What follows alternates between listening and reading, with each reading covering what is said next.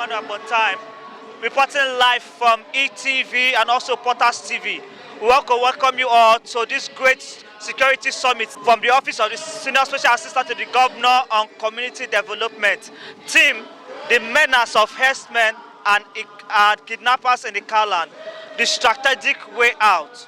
This program is based on the level of insecurity we are having in the Kaland, and we are inviting everyone, every many sons of daughters of the Kaland, as we address the issue of insecurity in the Kaland. I want to welcome every one of you to this great summit, and I hope you all have a wonderful time. Thank you very much.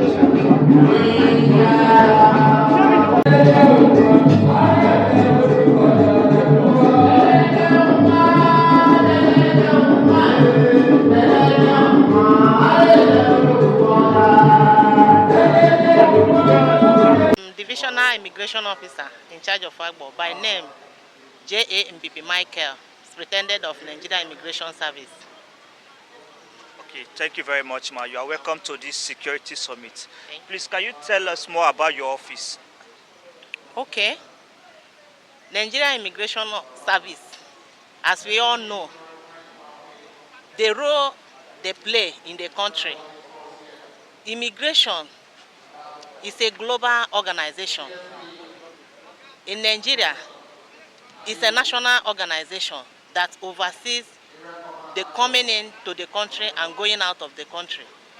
Before anybody comes into the country, immigration is the only organization the person will meet, and they will welcome the person in.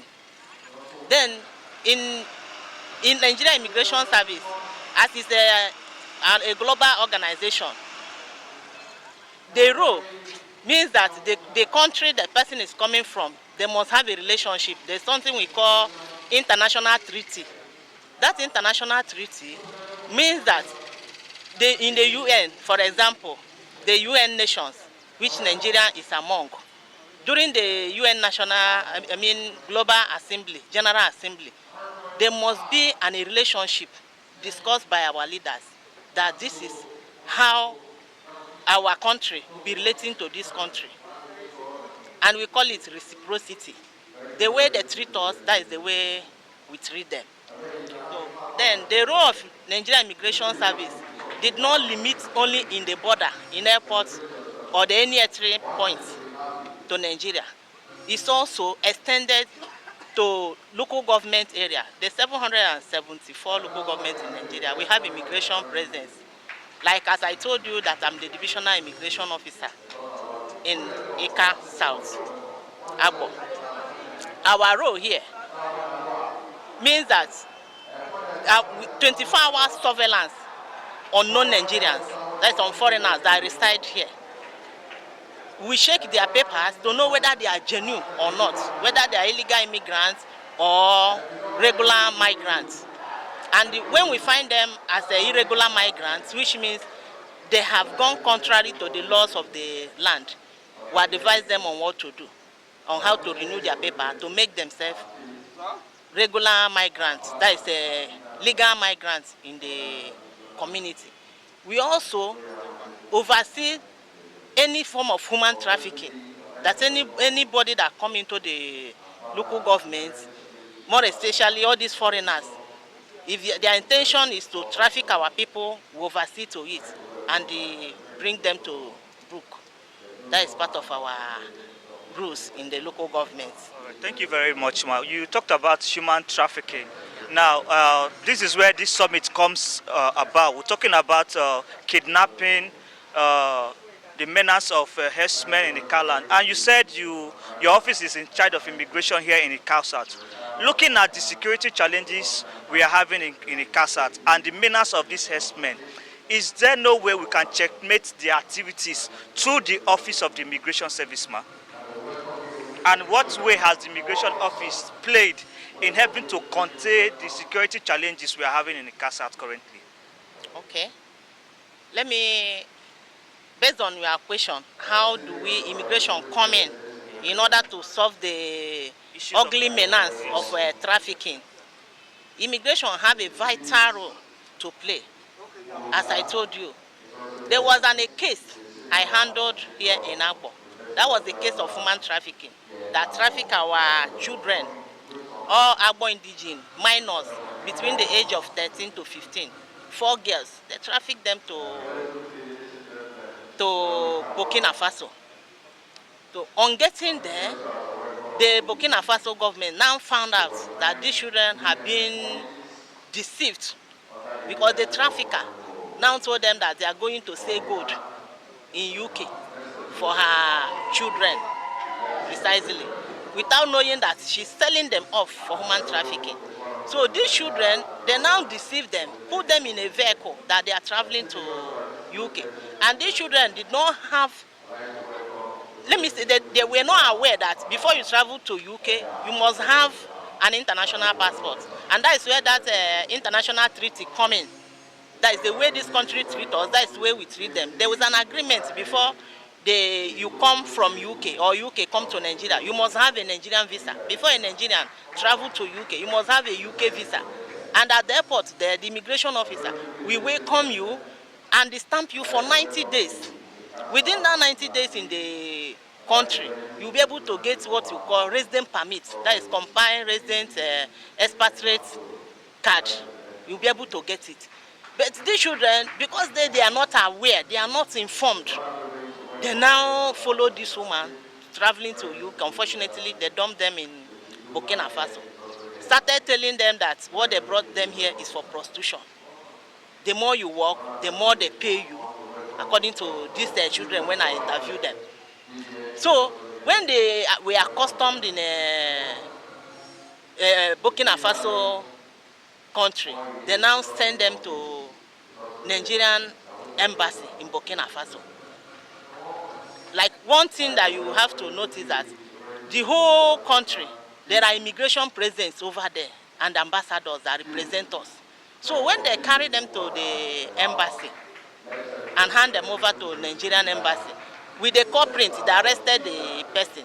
Then the Nigerian ambassador to Burkina Faso now wrote a letter addressed to my office, since they are from Agbo, that these children should send to my office for me to investigate further to know who is involved in this human trafficking.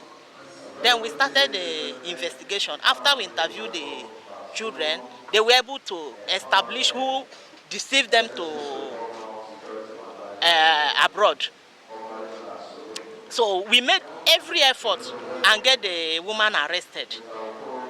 And the person that the UK embassy sent to bring those children to my office, he confessed to us that that is what they are seeing in daily basis, more especially Agbo children, Ika children and the Edo children, that they are dying in daily basis there in the streets of Burkina Faso, that the men will useless their life, kill them, they are seeing their corpses everywhere. He even confessed to me that there was a time one of the traffickers brought 7 children. He was bringing 7 children and had accidents. The 7 children died. So during our investigation with those children, we find out that their parents wasn't aware. These are children of SS1, JSS1. The one of 13 years was SS3, was in SS3. So they just deceived them. They don't let their parents come. So because of that, when we now arrested this woman, we made sure that we find those people are involved. And after our investigation, we now handed them over to NAPTIP in Edo State, Benin, who also persecute them according to the law of the country. So what I will do I'll talk in summary, is that there is a need for a sensitization to our children, so that by the time those woman traffickers approach them, they will be able to resist it and know that all glitters are not good, that is a deceive and no single truth on it. Because it's when you don't know, that is only when you can fall a victim. Thank you. All right, thank you very much, man, for this wonderful interview. I found Edwin Ogome Bulem Usuho, o barrister, Areta Alem, Wonu Mode, Kanima was one, the head collective leadership of Onuika Nigeria, the voice of Ika nation. Jokpa alwa. Onuika otu emane ne wele meheruma alika ine. Ihu anwa ihe leme nwata na leme security summit. Ani ki ihu beme ihe the security challenge hu enwo alika presently. Ihe yobwero. Alika many problems. Onwe na lereka any kingdom. Ekele ne hu ndị legbu ha, ndị re kidnap ha, ndị re anwụrụ ha. Anu wenyi jugbo, anu wenyi rofia. Ndị kalecha obo wule jelewa. Iya kana he enye huki jana he hobo. Iho amwenya kana iliona. Ihe jonjo ko. Ori Nigeria lecha kana kende ka hikezi ayamazi kenyema. Ndị nzere we ho anwa, ndị chenenyi, ndị obi. Alile nwa vigilante. But the vigilante were ole ebuniwe. Ihe ji logu area. Ihu we onye oso bụ egbe ime mmadụ iri. Ọpịa kweja achụ nta. Nwata agba daka. Emre nwe egbe na-enwe mgbọ. Ndị ha ba ezekọ anyị bụ ibu. Ndị ahụ bịanị ndị ahụ eme kidnap level akarị n'wenye ụda. Anyị ka wibu. And anyị we somebody money affair. Anyị ka money affair anyị ebere. Anyị bụ ni ha. And chọna anyị eyiye ndị ahụ vigilante aka. No nye mewe ezigbo ego na-enwe iwe ihe ọgwụ. Ya zakazi nwata jebe ko oji ọpịa. Nani kono be ya ohiere ma leka. You make a jokpa eledumodun wa ki ngo ni eyin di ka na government ba oku di security. Kano kumbo we ho anwa kani okan wasene eteracha kai pa ndi na nwunye buka ha.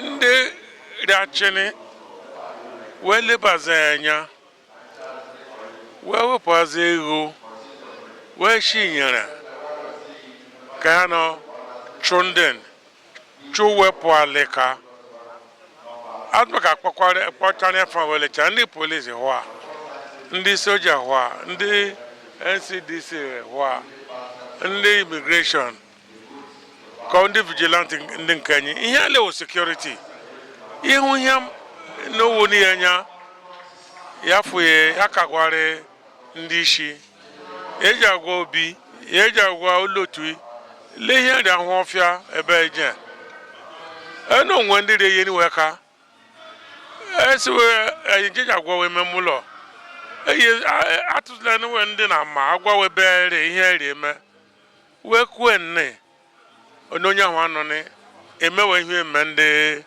na anụ ihe onwe ihe enye mme ede ihe onye nwe ko ja achụnta enye nwere nkịta oke enwe nke nkịta onye nya yeje chụmanta enwe ihe eji arụ ọrụ ede onwe kwa na ihe eji ọfịa yewe ebu yewe enwu ji chụa ndị nwe ọgwụ ahụ ndị nwe ya ndụ ahụ weje eje ọrụ wepụ ndị dibịa ndị wele wee na-enye ka ndị ekpekpere ndị pastọ orue oge ejiji ekpere chụpụ ndị ahụ onwe ruo oge ejiji ndị si n'ememe oge ji chụpụ nwe nwele ya ka eji chụwe na-echụwe ndị ka ịhụ mndụ ikpo were mụlọ ike korobịa wele rimemụlọ esiwedị gwa ndị wee jezọfịa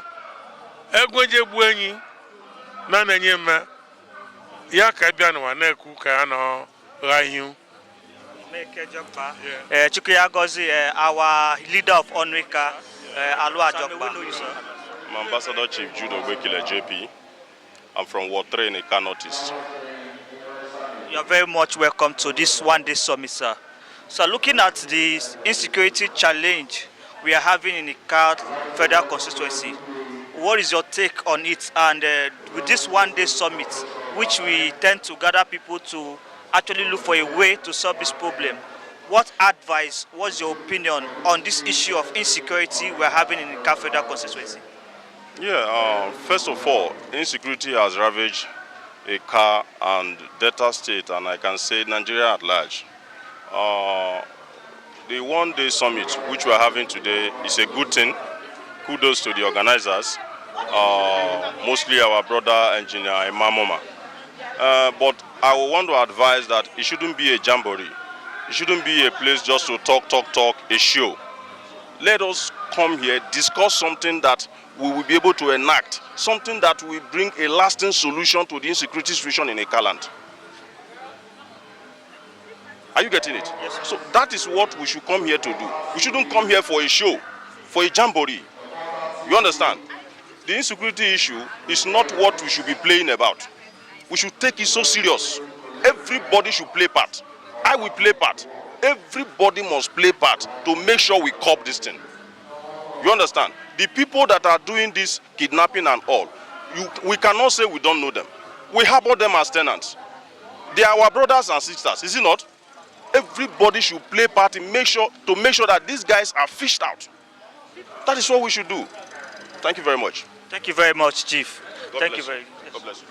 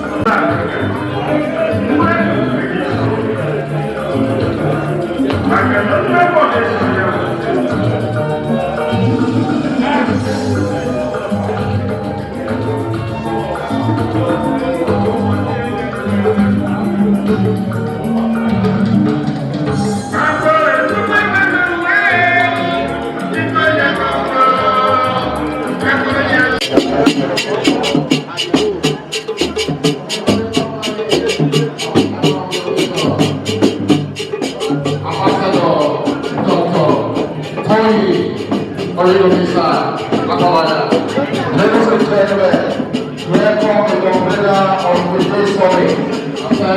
The very to the government community development. The very distinguished announcement man.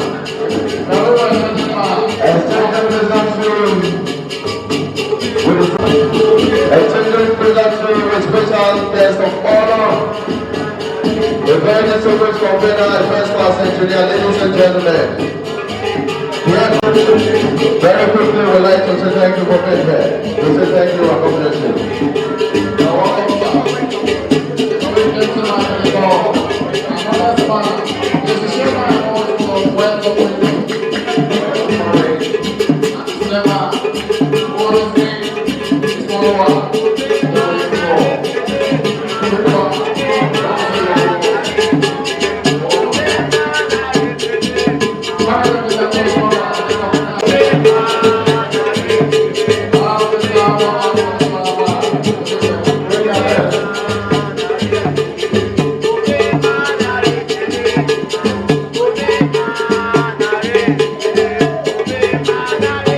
Security matter. Mr. Solution, please step forward to join them on the high table. Join them on the high table. And please, officially, we are joining the high table. We are still expecting more hands to join the high table. With the number 4, you must join the high table. You must know well. So well, we'd like to thank you and God bless you. And already here in our midst, very distinguished community advocates. A one-time SSA, and today is also an SSA. He's a very distinguished mobilizer of our time. He's a man who will tell you the truth and damn the consequences. Ladies and gentlemen, I'd like to welcome Engineer Mama, the convener of One Day Summit. Please, can we celebrate our home, ladies and gentlemen? Mr. Thank you, God bless you. At this point in time, let's go straight to the point. The program has been shared. I stand to be corrected. Done, but we are still doing it respectively. It's time for an opening prayer. Please, if you are led by the Spirit, everybody who can near to alcohol for 5 years, come and pray. You're a woman, you've not done it the other way around. God even know you couldn't. I've been able to alcohol 5 years as a man. One day, Dr. Ibeno, we are going to check you. And if you are guilty, police DL down to waiting prison for 5 years. 5 years. Please, the men should respect for God and take away Jesus' name. Why the women pray. that we go? Let us pray. Our Father God in heaven, we thank you for the great opportunity you have given us to gather. We thank you for the safe journey you give every one of us here.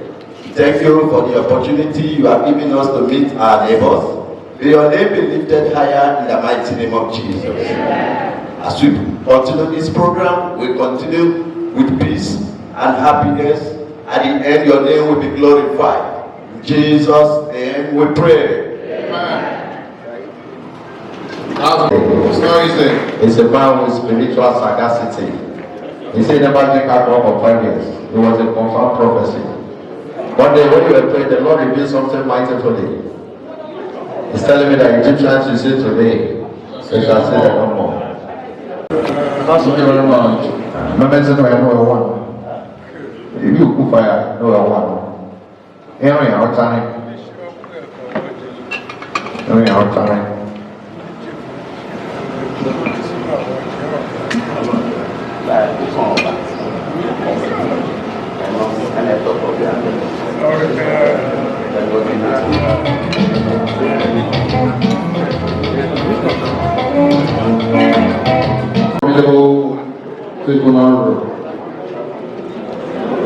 What is missing?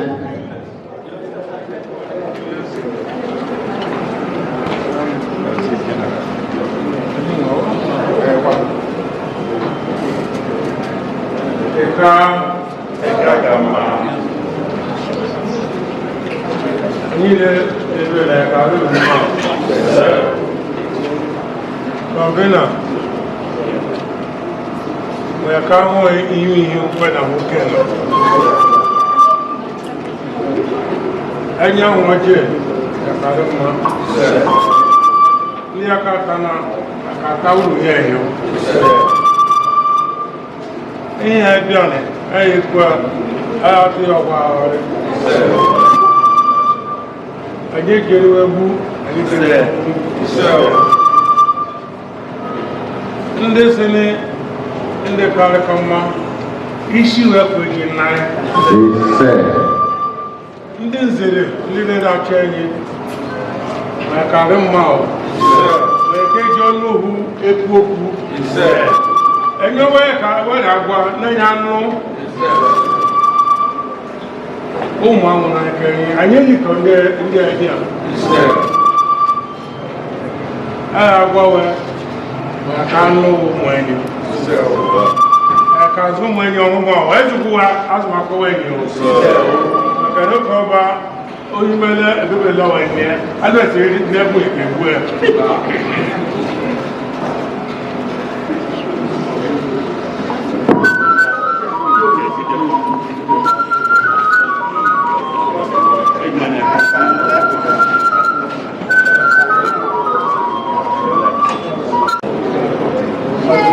Convener, onye gba ọjị, ekewe ya ọjị, onye kọve ya engineer,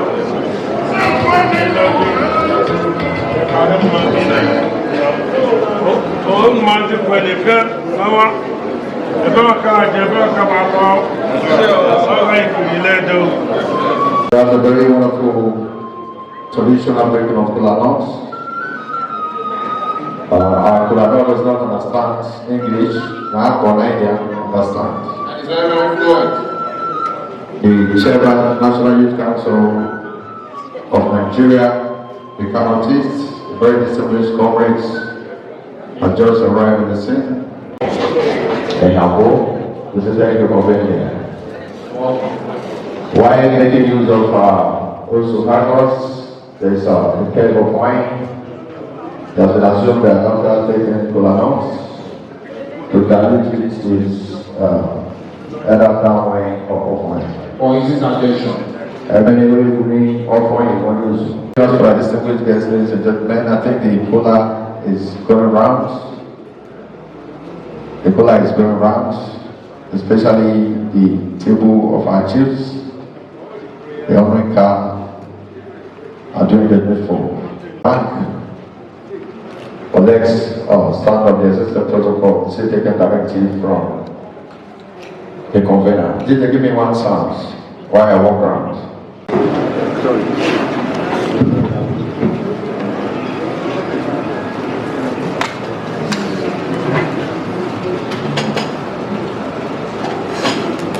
Traditional rulers and representative here present, security agencies, community leaders, women, youth, and all members of diverse political parties that are here, I greet you all this morning. First of all, we need to give thanks to God for giving us this opportunity to be here this morning. This conference or seminar is very important to me. That is why I had to travel all the way from the United States where I went on vacation to cut it short because of this seminar. The convener is aware of it.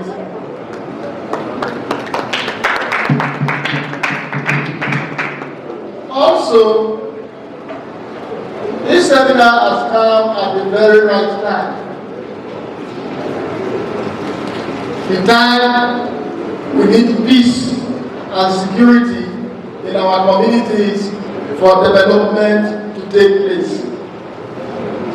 On that note, I want to thank His Excellency, the Governor of Delta State, Right Honorable Chief Elder Sheriff Uborowori, for the good work he has been doing in the whole of Delta State, not only Ika. Most recently, the government take community development, they hold it at a very high standard. You can see various community development projects going on around the town. Delta South, we have enough there, Delta North, and Delta Central. Just yesterday, the governor approved the minimum wage of 77,500 or so for civil servants. You see that the governor is a working governor, and we thank him. Let us give him opportunity to do more for us. Therefore, ladies and gentlemen, I stand before you today to address the pressing concern that is threatening the fabrics of community, which is the menace of ethnic and kidnapping in Ika local government area of Delta State. I want to say it shouldn't be Ika local government, because this is a very big thing that is affecting almost all the local government and communities in Delta State. So by the time we can find solution to it here today, we must have solved most of the problem in Delta State. So I would recommend that the special assistant, senior advisor of the governor will meet with me. We will see how we run this seminar to be a statewide seminar, not only for the nation. Because it's the same thing that is affecting you people, that is affecting almost all the communities in Delta State. The health menace has led to loss of life, destruction of properties, displacement of communities, undermining our agricultural productivity and food security. Additionally, the rising increase in kidnapping and ethnic activities created a climate of fear, with residents living in constant fear of abduction always. To address these challenges, we will propose ranch establishment and agricultural development. Establishing ranch and promoting agricultural development to reduce conflict between herdsmen or herders and farmers. Conflict resolution and peaceful or peace-building initiative. Implementing initiatives to resolve conflict peacefully and promote understanding between the residents of various communities. Education and training. Providing education and training for rural youth. Equip them with skill of economic empowerment. Community engagement and participation. This is to foster community engagement and participation in decision-making processes, partnership with stakeholders, collaborating with stakeholders, including government agencies and traditional rulers that are present here today, and even our community leaders. We are therefore calling and appealing to the Delta State government that they are doing more to provide funding so that we will be able to meet this our target. We are calling on the local government chairman also to lead community development initiatives to move this project forward. I humbly beg our traditional rulers that are present here and those that are not here to promote peaceful coexistence in their community. You agree with me that development can only strive in an area where there is peaceful community or where there is peace in the community. Development cannot strive where there is insecurity. So therefore, we are begging on the leaders, traditional rulers, to use their position and their power to make sure peace reign in their communities. Private sector company, we are also begging you people to come and invest in the various communities to make development worthwhile. Yes, if private sectors come into the community, without being told, our youth will have places to work. They will not have time to go and commit crime. They will be busy in their activities. So let us encourage the private sectors, let them come. I want to beg the youth. And when the private sector comes to invest in your communities, please and please do not give them trouble. Do not give them headache. Cooperate with them. Forget all those debe. How many days will you eat that debe and you have a salary that will be forever? So please, let us give them opportunity to invest in our communities, to make the community a great place. Together, we can build peaceful and prosperous communities. On this note, I want to thank again the convener of this seminar for doing a very beautiful job. Thank you very much, and God bless you. Thank you very distinguished guests, ladies and gentlemen. Thank you. That was a very wonderful presentation by Dr. Ambassador Tony. He has said it all. He's the NC to the governor, Delta State's Community Development. He's a very distinguished gentleman. We appreciate you for that wonderful remarks. And now, sitting with us for our distinguished guests, ladies and gentlemen, I'd like to welcome the Executive Chairman. The community leaders that are here, the security agencies, and the estate to the governor and community development. I say you're all welcome to this. Coincidentally, the council chairman is unavoidably absent. We would have loved to be here himself. But he has directed me to be here and observe what is going on today and make some useful recommendations. However, we're all aware that insecurity is a big problem in the nation. The last lawmaker that was held at Global, my chairman did mention to the car nation that every traditional ruler, every community leader should assist the local council. But there and then, the two council chairmen took a vow to assist the communities in fighting these crimes. And we are aware that there and then, the two chairmen spoke. They spoke in the same direction.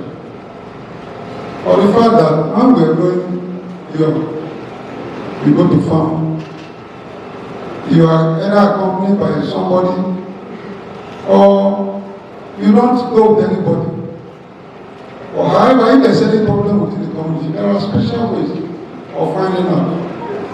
And they did appeal to the Christian religious leaders to be prayerful while the community on their own to look for a local way of making sure that strangers in our domain are fished out. I remember that in those days, was so human and why was he go there? I didn't look at that code. Oh, what can I? You know, that's not a human, you know, a party. Why you want to go and follow your own mafia? Come on, you want to get a more or what? Even when the criminals were even up to them, it's more than to go. So, even now, we need to engage our tradition to assist us in this development. I want to check here. The two chairmen are looking for a cancer, but by extension, they can't notice it. We're just buying office. If you have insecurity in this area, that's what I achieve for one. So I don't know. I am one Our vigilantes are trying their best. We need to commend their efforts. Only one can do that. And that does not mean to say that the police are not doing their job. Police work trying. Although men get buying mafia of platform, so I look at the what we need to secure this issue. Serious information. Information can be needed. Because any Fulani buying mafia, I'm a mafia, they don't know the bush and the forest. We have men and women who are part of them. It's very important we look at it. Or one thing can you be or one day information. Or one day everyone say, yeah, bad name, even they can swear. It is very, very important for our own persons to be benefiting from us. The vice chairman of the council of local government, we just buried the father, Mr. Francis Anamosa, late Mr. Francis Anamosa. He was killed by these people because one of the reasons we noticed was that Oguejo Ogwa, and for the fact that he has open time and already aim for solutions to remedy these things. I think that was one of the things that led to his death. Because if you talk much, they will trace who are those listening them. It's our sons and daughters. Nefu la na mo be yi. Ama na ye ku ogbo. But he already na one no no every day for na dey before where our solution can be destroy our aims. So ya can na ne evita our goals. Special advisor, I'm sorry I'm addressing using my local language, but I know you understand. So what I'm saying in essence is, let us look for a way to make sure that they can even power. Because sometimes we will say, "No, born, you are not working on our location." Because what problem? Ihu ni owo kiki, muno benita no beki. So that's one of the things. There are traditional methods of making sure that this is done. So only let them get it done. Wherever you know that you are assisting to lead, let all these issues be put in place. I am not in the local, but there are some traditional practices or very real and natural. Even with the fear, this one water, you will follow or say parliament. This is what I call you obey you. But he put it like the police station. But I'm going. So yeah, I'm begging. We are all traditional people. One way or the other, we are affected. I know that the church has come to enlighten us to be Christian-like, but I was in here if you throw away the culture of the people of one. 90% of them are Muslims, so they still practice their religion. Well, what is the mafia? It's part of their religion. Anyone can because the two chairmen in the congregation to be sincere. As my cousin talk on good way. So they are not tired. But apart from they are youths. God has given them a lot of wisdom to promote their first incarnation. But they can't be anywhere. Every take on them, many so one. Even one boy, in this issue has reduced farming. And I said, oh yeah, the Karuko now. And look, we have Karuko, my aunt is over everything. Or something they will go. It is not because they were good. But God can let them know they are tormented because of the fear of these people. And I say, they are trying to the other side. It is not a good thing. So, here now, Magaye on Yemri Vigilante, they are not magicians. They are human beings like God. I think about it. And all the years now, among the council, the two councils were trying to assist. But the problem was in Mune. And they were there, whatever. Offer a lot, and they were going to be whatever whatever. I go Solozo. Solozo, I never got on it. I saw a woman. When I look for Solozo, I don't know. But where 1 year in Enzo talk women, but on behalf of the local government council, the council of local government, the chairman has mandated me to tell them, as it concerns the security architecture in the area of vigilantes, he's going to give his full support to it.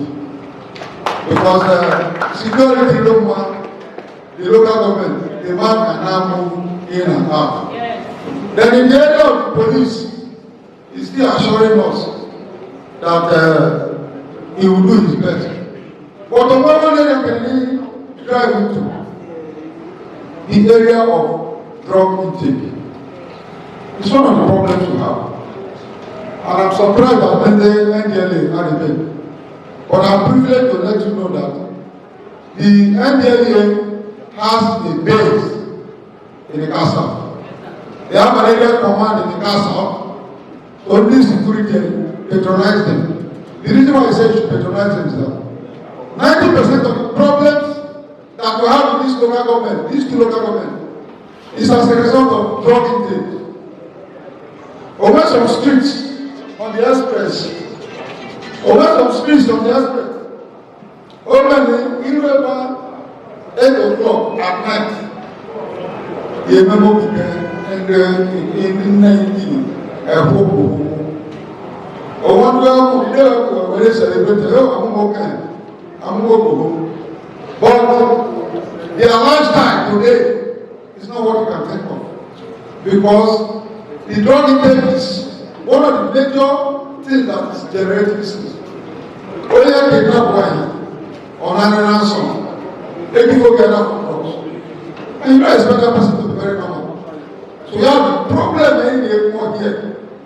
So all of our assist in the NDLA, all the security agencies, because the level of drugs that are coming into this place is much. If you look opposite here, in the Hausa market, just last month, the chairman directed that we should remove all shanties behind. If I tell you that we have over 2,000 persons living behind here, the place is cheaper. But now, they are already congested the place again. So here I know that the council is looking for assistance from every nook and cranny of the council and the car not easy. Because if you have violated somebody, it is obvious for you to perform. The good thing is for you to perform and do it creditably well. But if the people are not wanting to perform or perform,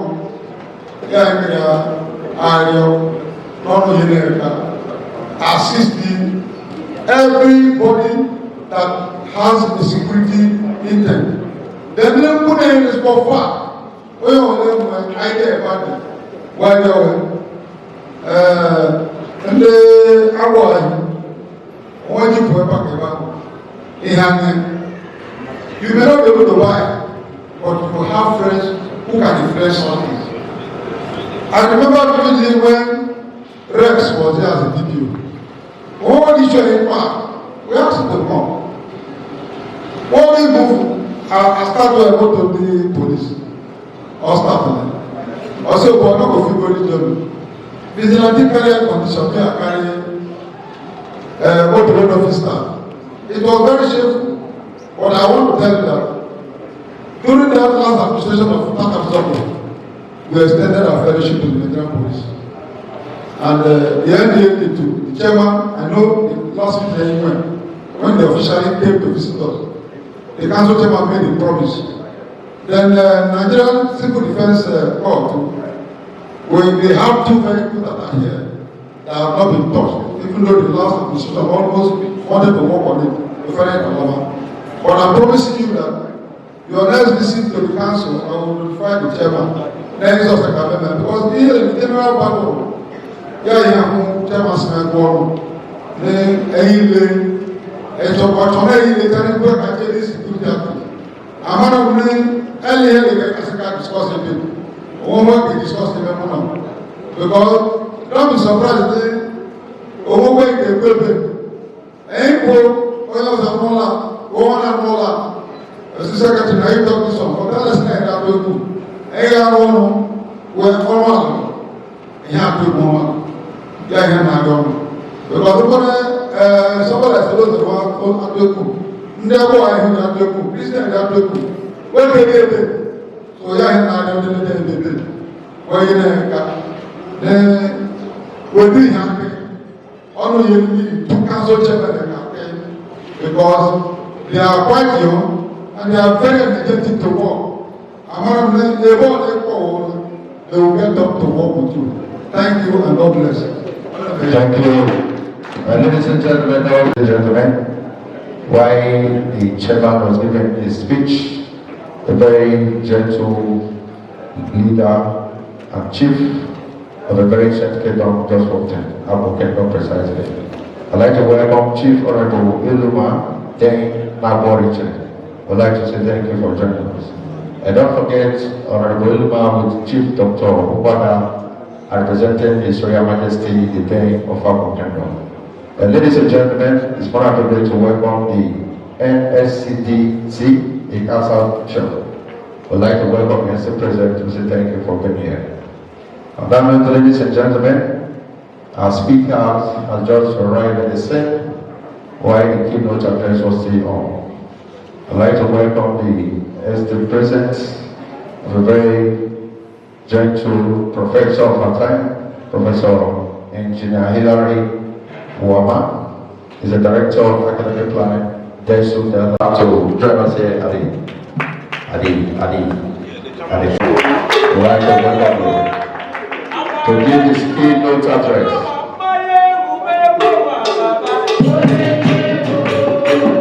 Ladies and gentlemen, here comes the lion. The lion is here.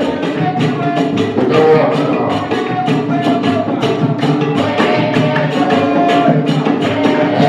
And the moment started, as the first time to the concert, complimented the whole agenda of the problem Delta State. The whole agenda is of course. I would like to appreciate you. Hello.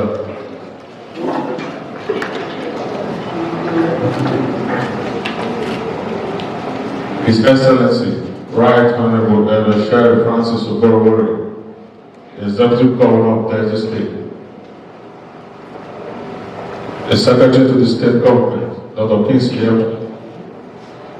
a Special Advisor on Community Development, Dr. Tony Abolaya, who is the Chairman of this occasion and my boss. Thank you so much for the sacrifice and the love. The Royal Fathers here present and represented, the Executive Chairman of the CASAP and the CAD Northeast, the Executive Assistants, Senior Special Assistants, Special Assistants of the Governor here present, President Generals here present, community leaders, ACAS security volunteers, farmers delegates, physically challenged, gentlemen of the press, ladies and gentlemen. Distinguished guests, I welcome you all to this historic summit. Today we gather to address the menace of herdsmen and kidnapping in the Kalan and explore strategic solutions for community development.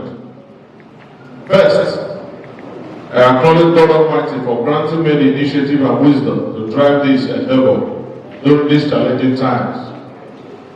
Insecurity has become a national disaster, and it's imperative we tackle it head on.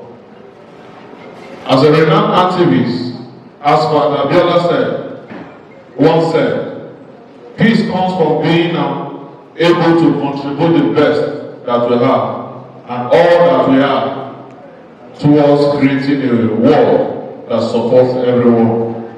We must work together to create a secure and peaceful environment. The destructive activities of killer herdsmen and kidnappers has ravaged Ikaland, threatening lives, livestock, economic stability. To counter this menace, we propose strategic planning and policy implementation measures. Our study employs a mixed method approach to identify key factors contributing to the crisis and evaluating existing policies. As Martha Heidi wisely noted, there is a higher court than court of justice, and that is the court of conscience. It supersedes all other courts, and we must listen to our conscience and work toward justice and peace. Our findings highlight the need for multiple stakeholders' engagement, community-led initiatives, and effective society measures. We present a strategic framework outlining recommendations for government, traditional rulers, and local communities to step in. As a great leader, Nelson Mandela once said, if you want to make peace with your enemies, you have to work with your enemies. Then he becomes a partner. We must collaborate with all stakeholders to achieve this peace. That is one of the reasons why I'm gathering all of us here, bringing resource persons of high repute to talk to us so that we fashion a solution. Because I believe that there is a solution and a way. Because when there is a will, there must surely be a way. That is exactly why Professor Obawaji, Daniel Lente, and Professor Engineer Hilary Wama will provide valuable insights into a holistic approach to managing this menace. I urge you all to seize this opportunity to contribute to effective community development, economic growth, and social justice. I extend special appreciation to the car security volunteers, area command, police force, and all those supporting security in the Ikaland. Your efforts are crucial, and I charge you to continue doing more, as is our collective responsibility to ensure peace in our various communities. In the word of Martin Luther King Jr., he says, and I quote, he said, peace is not merely a distant goal that we seek, but a means by which we arrive at the set goal. Therefore, let us strive for peace and security. As we embark on this journey, because this is a journey, this is a process, this is a journey that will enable us to get it right and support the good work the local government chairmen are doing, the traditional rulers are doing, and all of that. As we embark on this journey, let us remember this African proverb. When elephants fight, it is the grass that suffers. We must protect our communities and ensure peace prevails. God bless Ikaland. God bless Delta States. God bless the Federal Republic of Nigeria. And thank you all for coming. Alona. That's a very wonderful presentation by a convener. Our PG in the house. Just say the evening. We'd like to welcome you very quickly.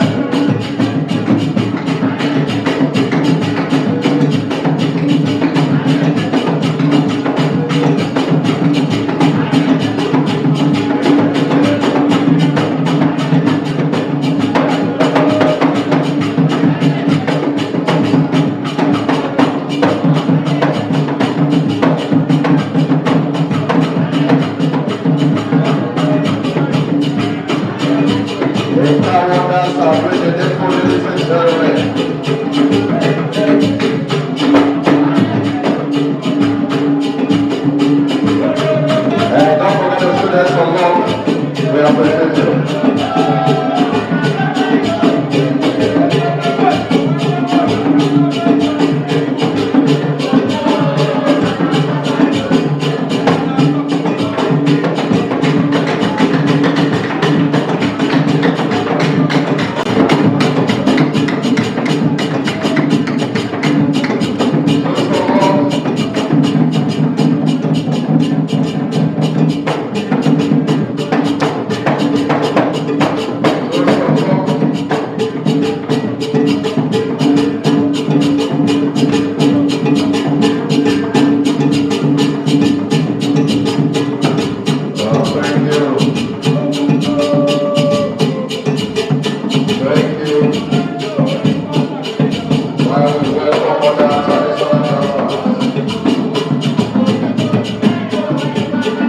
For you, time no longer.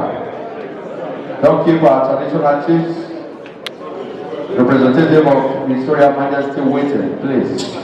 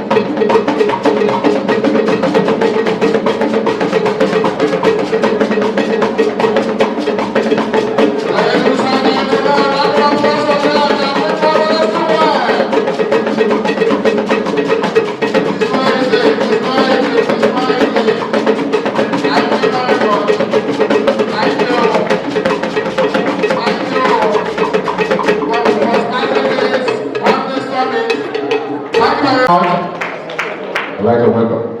May go. Where are we going? Here will be coming, sir.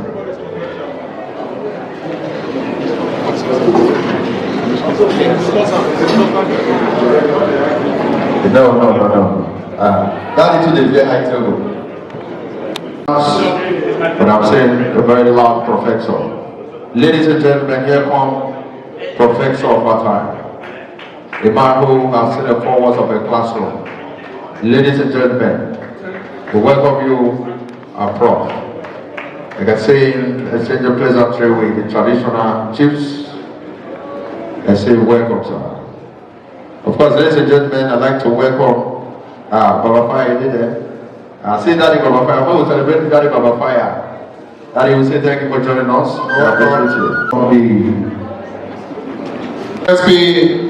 Is this lucky to join them at the altar.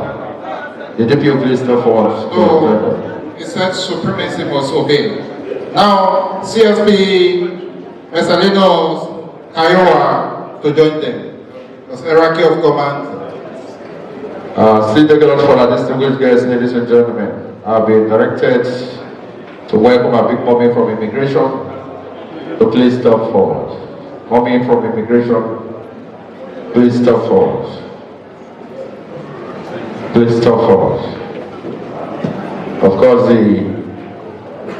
the convener is taking us directive from the Royal Majesty. I've been directed to welcome Chief Benjamin Ogun to join them.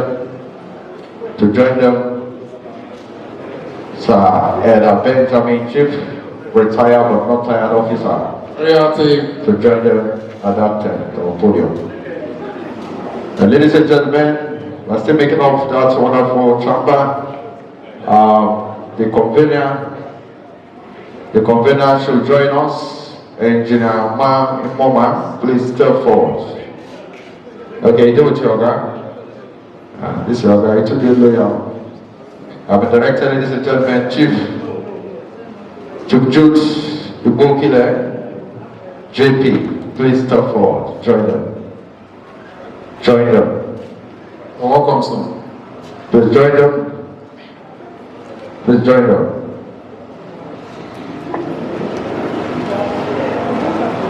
I think the convener very quickly is going to give me the next to join. Meet up with the convener for a speech time. This is guy. What are those women that dance?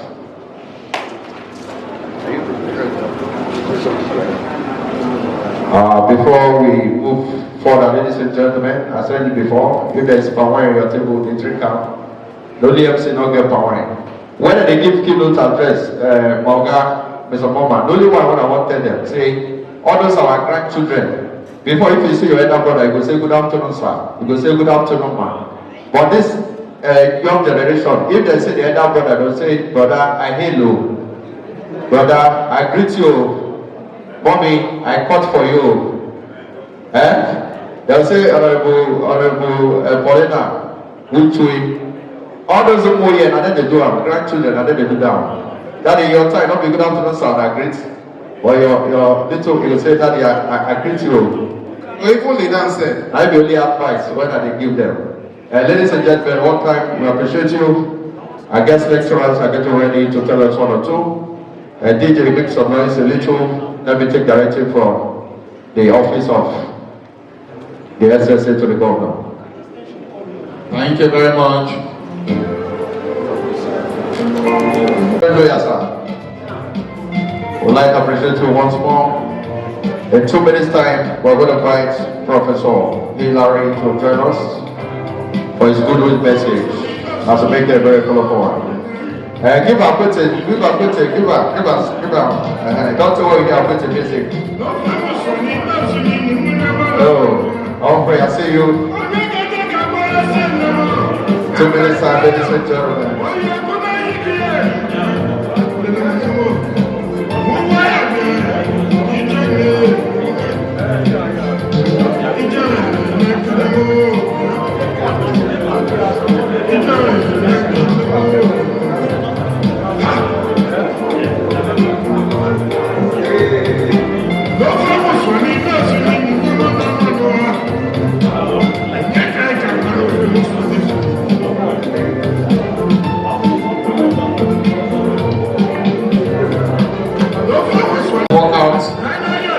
Easy work for you.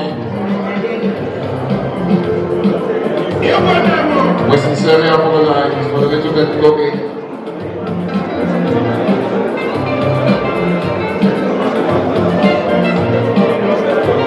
One time.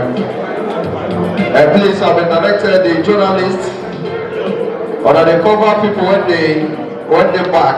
Journalists, or that they cover those people when they look front. I want to make them snappy. Small. Thank you. Don't forget our big daddy to the house, Dr. Fire. We appreciate you. At early 80s. Now outside, your papa they talk, or your mama they talk television pole. Your papa inside they look at whether it's clear. And that time are black and white. At that time, go say, turn am, leave am for here. It clear. Go say, oh God, why you remove that now? And ladies and gentlemen, at this point in time, the crew are set on our stage. Ladies and gentlemen, I would like to welcome a very distinguished boss to. These people are not coming to the house to kidnap persons. We're saying that these people are not meeting people in their farm to kidnap people. We're saying that they're not kidnapping poor people. Because before we thought that it was only when one was rich, but today the story for a can north and a can northeast and a can south, the story has changed, and that's why this alarm is being raised today, so that everybody interested or involved in making sure that the can communities are safe will rise to the occasion. Now, how do they operate? What is the mode of operation? The spy system. Sometimes the spy system they employ individuals such as the few bad eggs in the law enforcement agencies, just the few that are bad.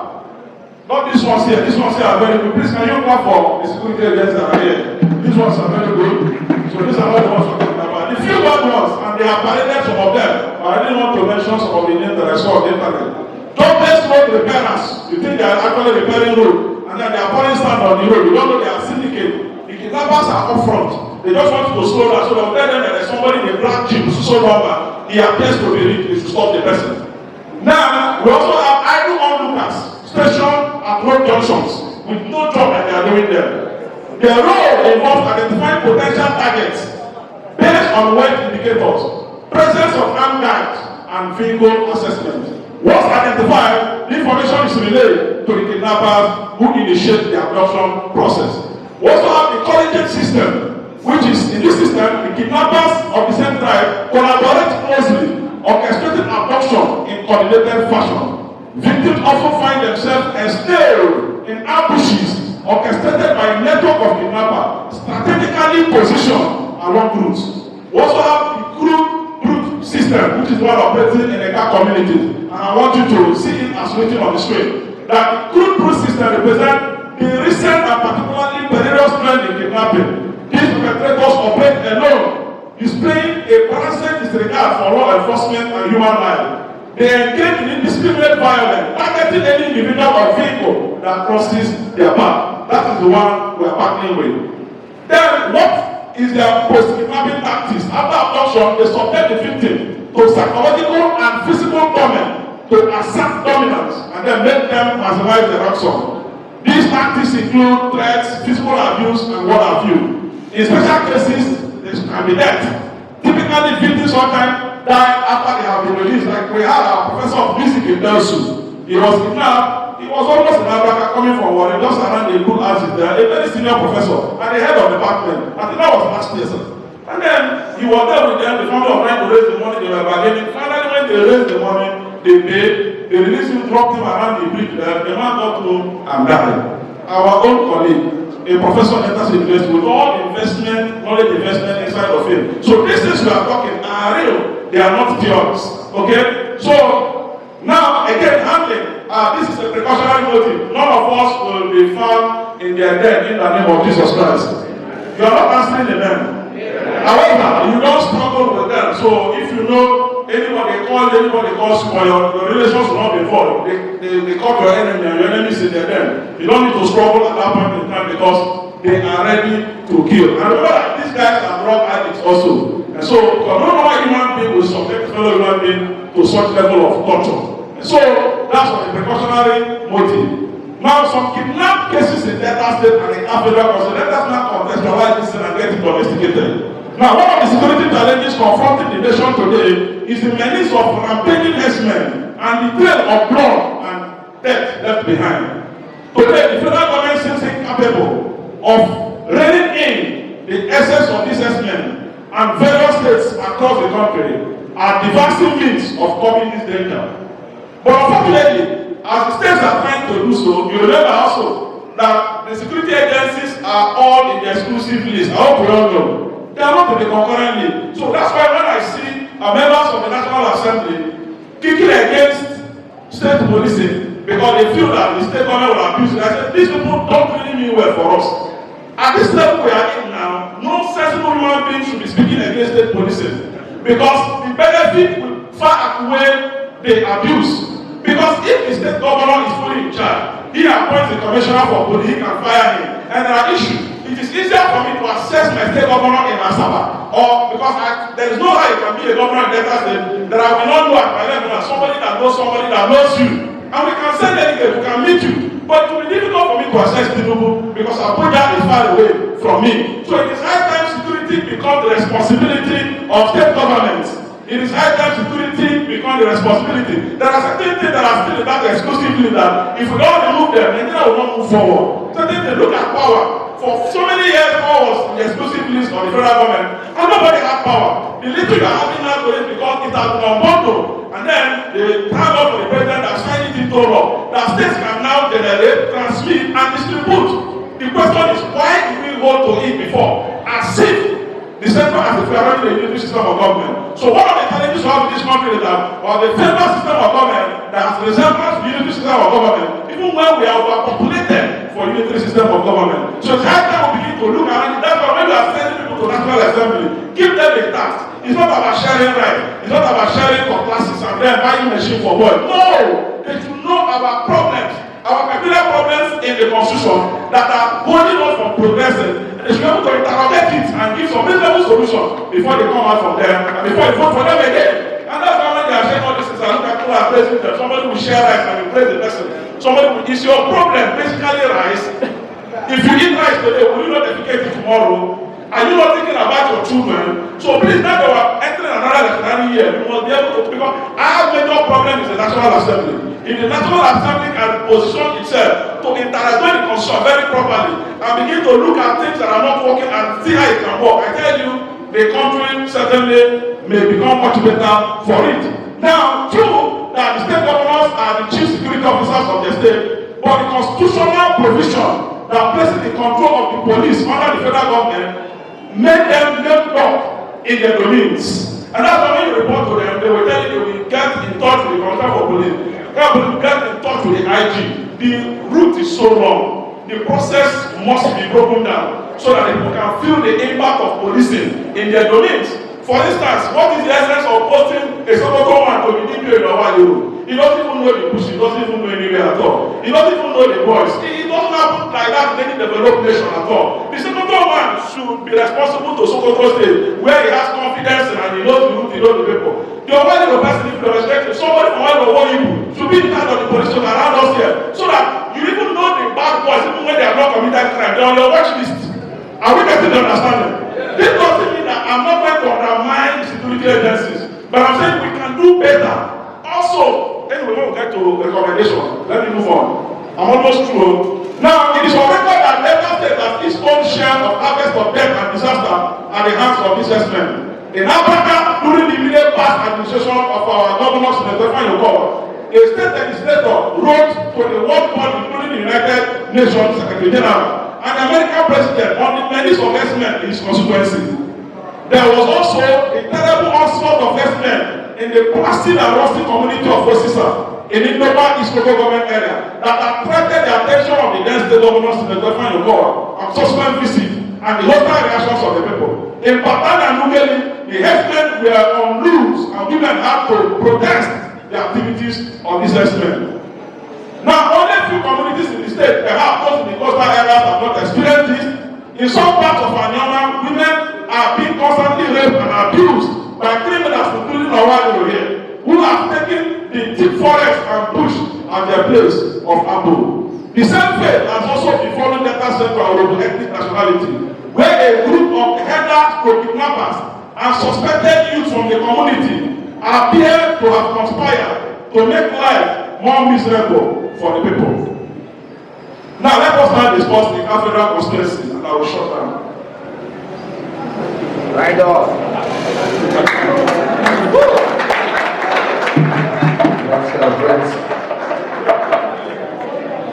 Can I have one?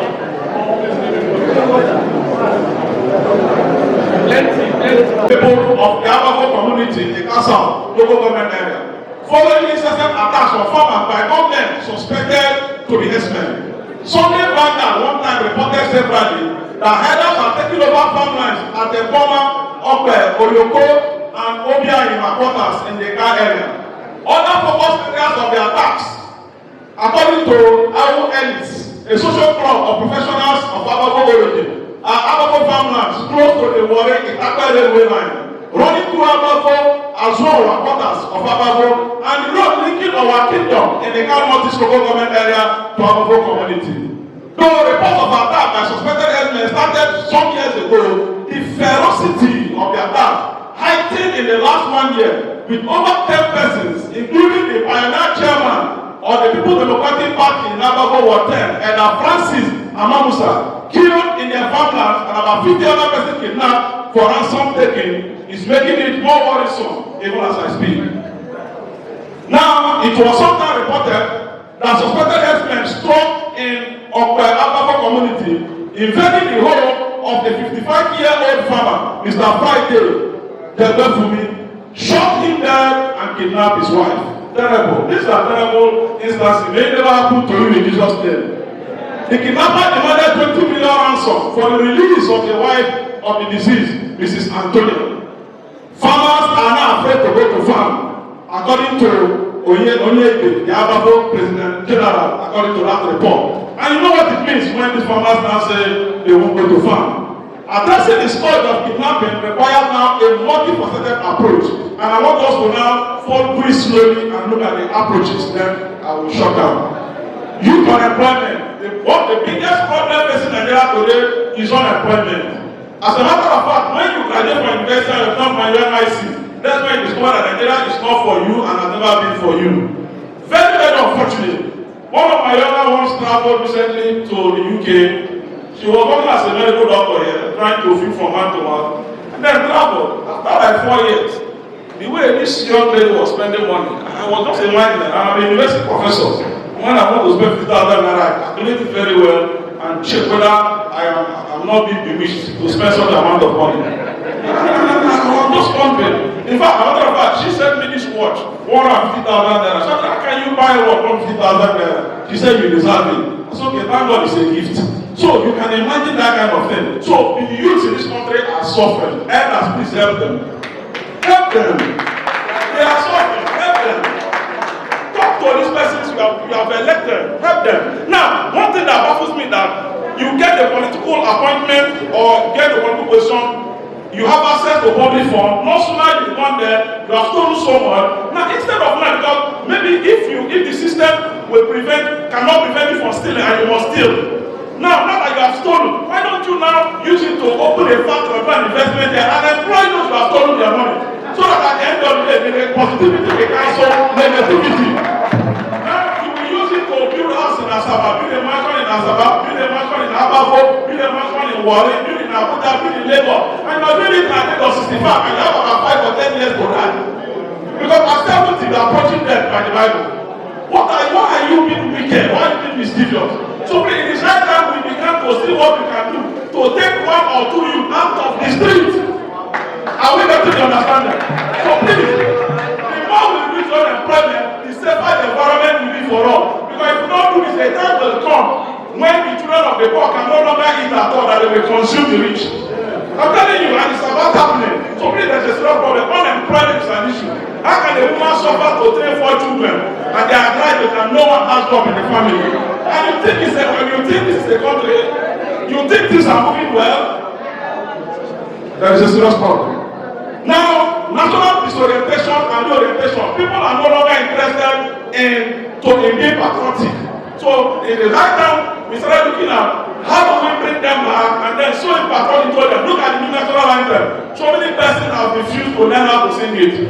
Because do you sing an anthem of hunger? You don't now. For instance, I give you an example why sometimes I get, is it because if you are until you are in the average level and you imagine how this thing is hitting you, you might imagine, for instance, as a professor, I know my salary, and yet things are not okay. Now imagine my class who are earning 50, 60, and 70,000 naira. How do they survive? I ask myself. For instance, before the removal of subsidy, I tell you, to fare my in-law from Asaba to Abraka and back was 38,000 naira. So then I will fare it to Abraka because I'm just among the few who live in Delta North Asaba. Once as a director in Delta Central, this is a Delta South only. So every week around the Senatorial District, with 13,000 I feed my fuel. When the subsidy was removed, what I spent is 120,000 naira per week. Multiplied by 4, that's about 600,000 naira. And my salary is 500,000 naira. So my salary alone cannot fare my in-laws. I will take you to one work. Are we getting the understanding? 120,000 naira per week, multiplied by 4, this is about 480,000. And my salary is 500,000 naira without deduction. So after deduction is not even up to. So these are the issues. There is poverty in the land, and we need to look at it all of this. Now you have to start learning what I don't want to learn in hunger. Now we also need to strengthen. I don't know, officers. You say no, they come to me. You know, fear of arrest, you know, wisdom.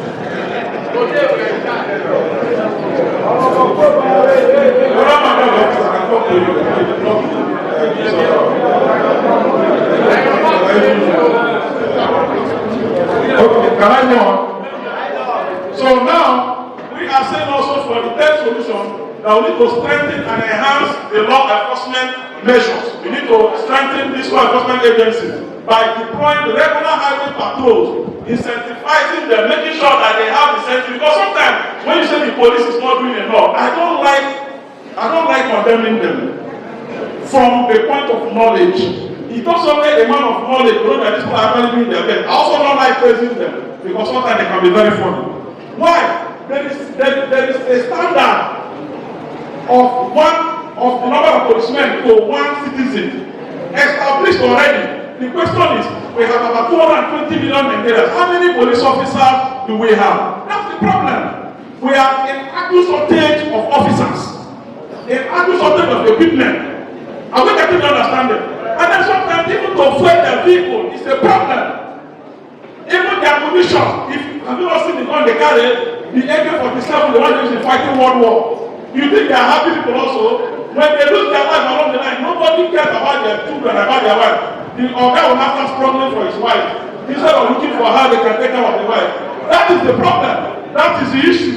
And so they are also human beings. So what I'm trying to say, government must invest more in security. If there is corruption, they should look. See the policemen in the air on helicopter supporting those on land. In Nigeria here, you enter the bush by yourself, and that's why they keep that handsome video that was not posted recently.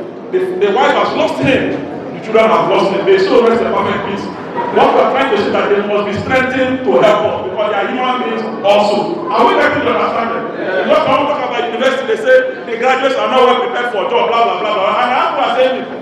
We should go to an engineering school, you will study from the 1 to final year, you will not see a code. And you are doing mechanical engineering, you will not see a law. How will you expect the person to just graduate and know it? Our anger should be turned to the appropriate quarters. So that after investment, but you know why government does not invest in this area? Because when they invest in that area, there will be no money to steal again. So our propensity to steal must be stagnated. That's the problem. When they invest in this area, because the money is a constant gain. So what you do with it is what you want to do with it. So that's another problem. So they need to equip and equip very properly. Now, tackling corruption also. Tackling corruption, I don't want to go into that very seriously because we all know about that. Now, strengthening border security. Somebody will be kidnapped from Delta State here, move to Rivers State, from Rivers State to Abia State, and then when they will not tell you that it's no longer under the command of Delta State Force Command, it is now out of Abia, the permission will be taken from IG will now inform that commissioner. There should be synergistic approach. All these issues, all this bureaucracy, we should kill it. It's not helping us at all. Unnecessary bureaucracy. Bureaucracy that is not efficient is corruption. Are we getting understanding? Bureaucracy that does not make efficiencies work is corruption. We are saying that somebody's father has been kidnapped and moved to another state and we are looking for data and all of those things. It is right time to look into the books and correct all of these things. For the good of you and I. Because now, you can imagine, between last year and now, I have lost about 20 lecturers to foreign universities. My friends, they have all gone. They have all gone. In fact, as a matter of fact, let me put down the microphone. In my own department, about 8 have left us. About 8, only in my department, have gone because they are taking them. At the time I was appointed in University of Peace to come and become a professor there. And when I converted the salary I was to be paid, it was about 3 point something to 4 point something million naira outside other allowances. But when I looked at the fact that there are so many other things I need to do here, especially the idea, talking to the youth and trying to rescue them from destruction and all of these things. We say let us stay here. Not that we do not have the qualification to move. What I'm trying to say is that government should begin to look at our nurses now. Go to different hospitals, the nurses are no longer there. Is that also? The doctors are no longer there. And we are not bothered at all. I have never seen a mother. I have never seen. We are not bothered at all. We are not bothered. If the doctor let them go, if the nurses are the nurses are from care life. Any father that is from care life is responsible for it. It is high time we have to now cultivating patriotism and prayer. We also need to be praying and then see what we can do to make sure that these things are stopped. Now, this is my last slide, and I want to emphasize on it because that is the only immediate rescue that we have now, community engagement.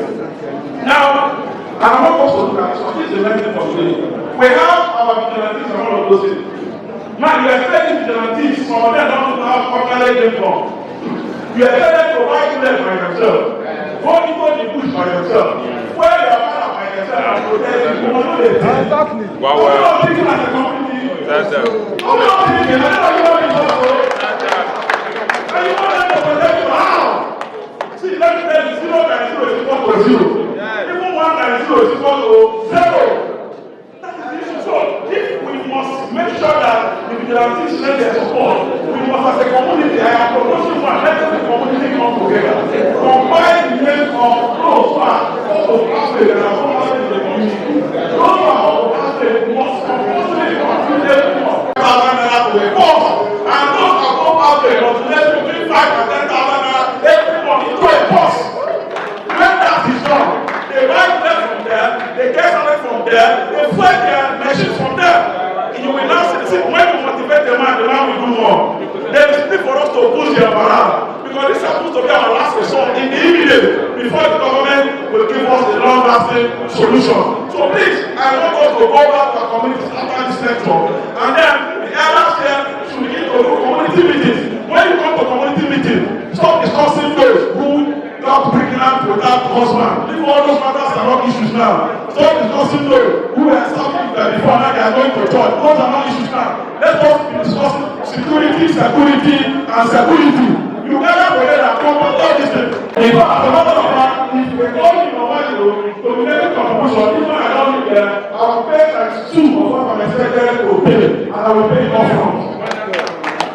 That is the way to go. So let us encourage this for us, so that they can also be working synergetically with the police, because they have to get the local information, to get the local news and local gossip, send it to the police so that they can be regular patrol for our bushes in conjunction with the police. Because by the time you are paying them and they have the capacity, for instance now, something is happening, you expect the man to pay transport to the police station by himself. Now that Okada is very, very expensive, it doesn't make sense at all. So my last word is that we must rejig our community engagement. We must motivate the vigilantes. We must get them populated also. You who have worked as a police officer with experience, why don't you enroll yourself as a leader in that vigilante? I'm not saying you should go into the boot. Let them benefit from your wisdom and from your leadership. Be the intermediary between the vigilante and the police officers, your former colleagues. So at the end of the day, things work very well. You don't go back and bury your experience in the community. No! It's right time we can do the best we can do to ensure that we come out from all of this. Conclusion. The remote areas in Nigeria where some of these crimes occur should be governed through a pragmatic community policing strategy. Deterrence should be stronger, stiffer, and more decisive, so that death penalty, should be the punishment. This issue of 10 years, and at the end of the day, the person comes out, so that they don't even spend the term in the police custody or the prison. It doesn't make sense at all. Let us make the penalty to be stiffer, so that some persons can be discouraged. Payment of kidnap ransom should be discouraged, But however, before it can be discouraged, we must develop our capacity to promptly track the criminal and rescue persons. And then, combating kidnapping demands a concerted effort involving government agencies, law enforcement agencies, communities, and individuals alike. By understanding the tactics, addressing root causes, and implementing proactive measures, we can collectively strive towards a safer and more secure society.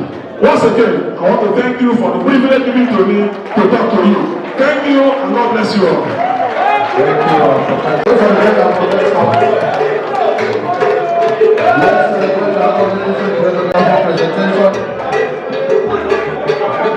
Professor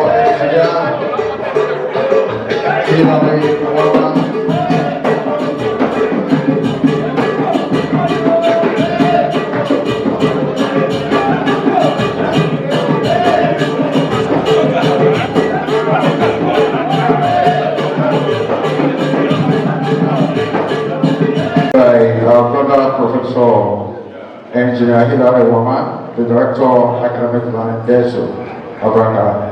At this point in time, ladies and gentlemen, I would like to welcome the second guest speaker, the very distinguished Professor Mwaji Daniel Ite, the Professor of Intelligence and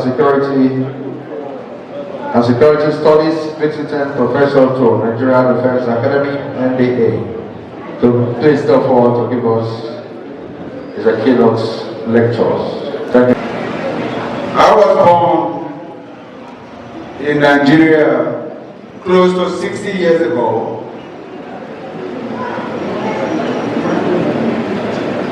From a father who came from River State and a mother who came from Abia State. And therefore, by reason of my birth, I crisscross two geographical regions of Nigeria. By dint of grace, I was privileged to school here in Nigeria, to school in the United Kingdom, and to school in the United States of America.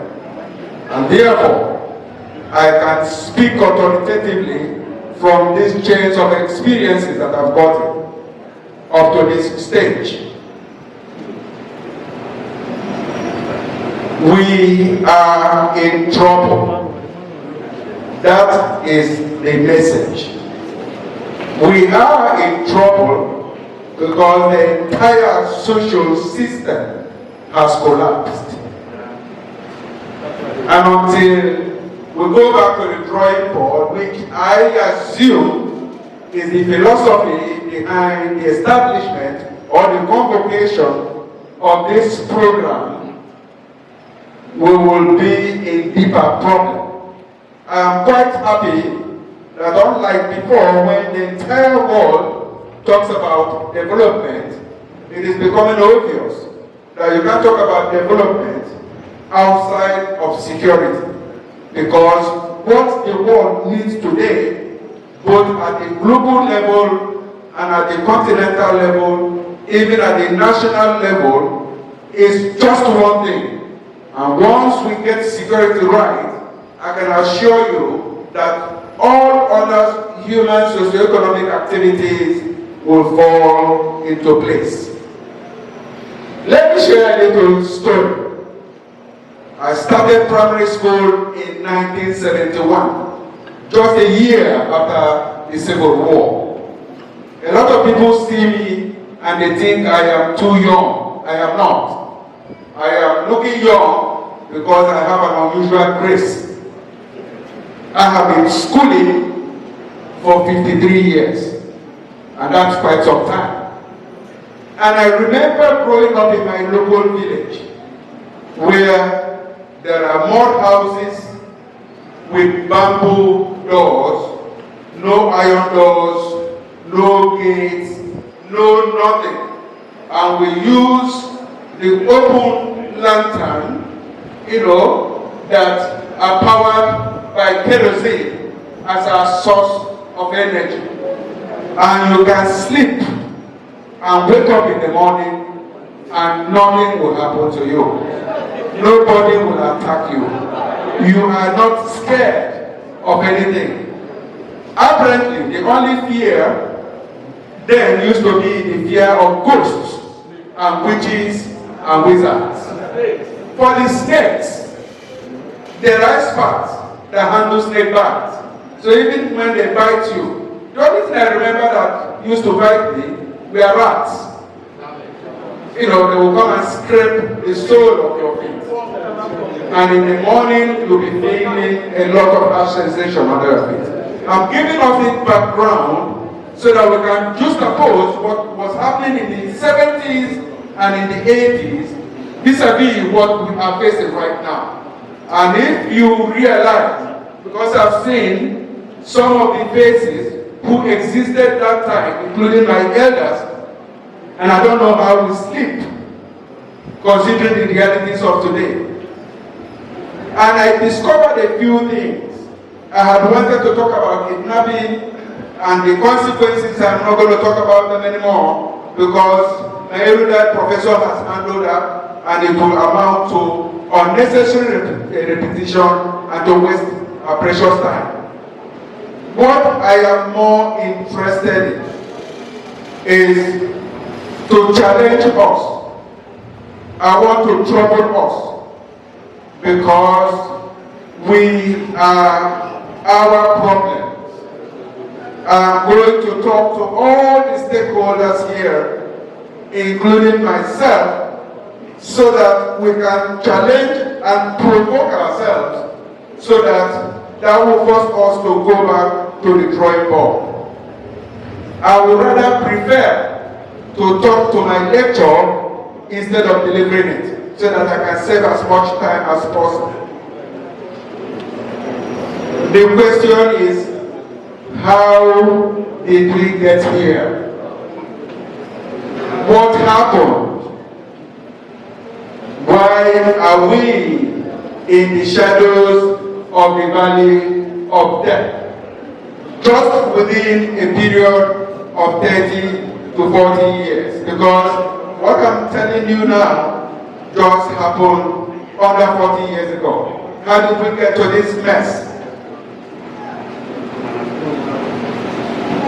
My royal fathers, I want to start with you, and I will also conclude with you.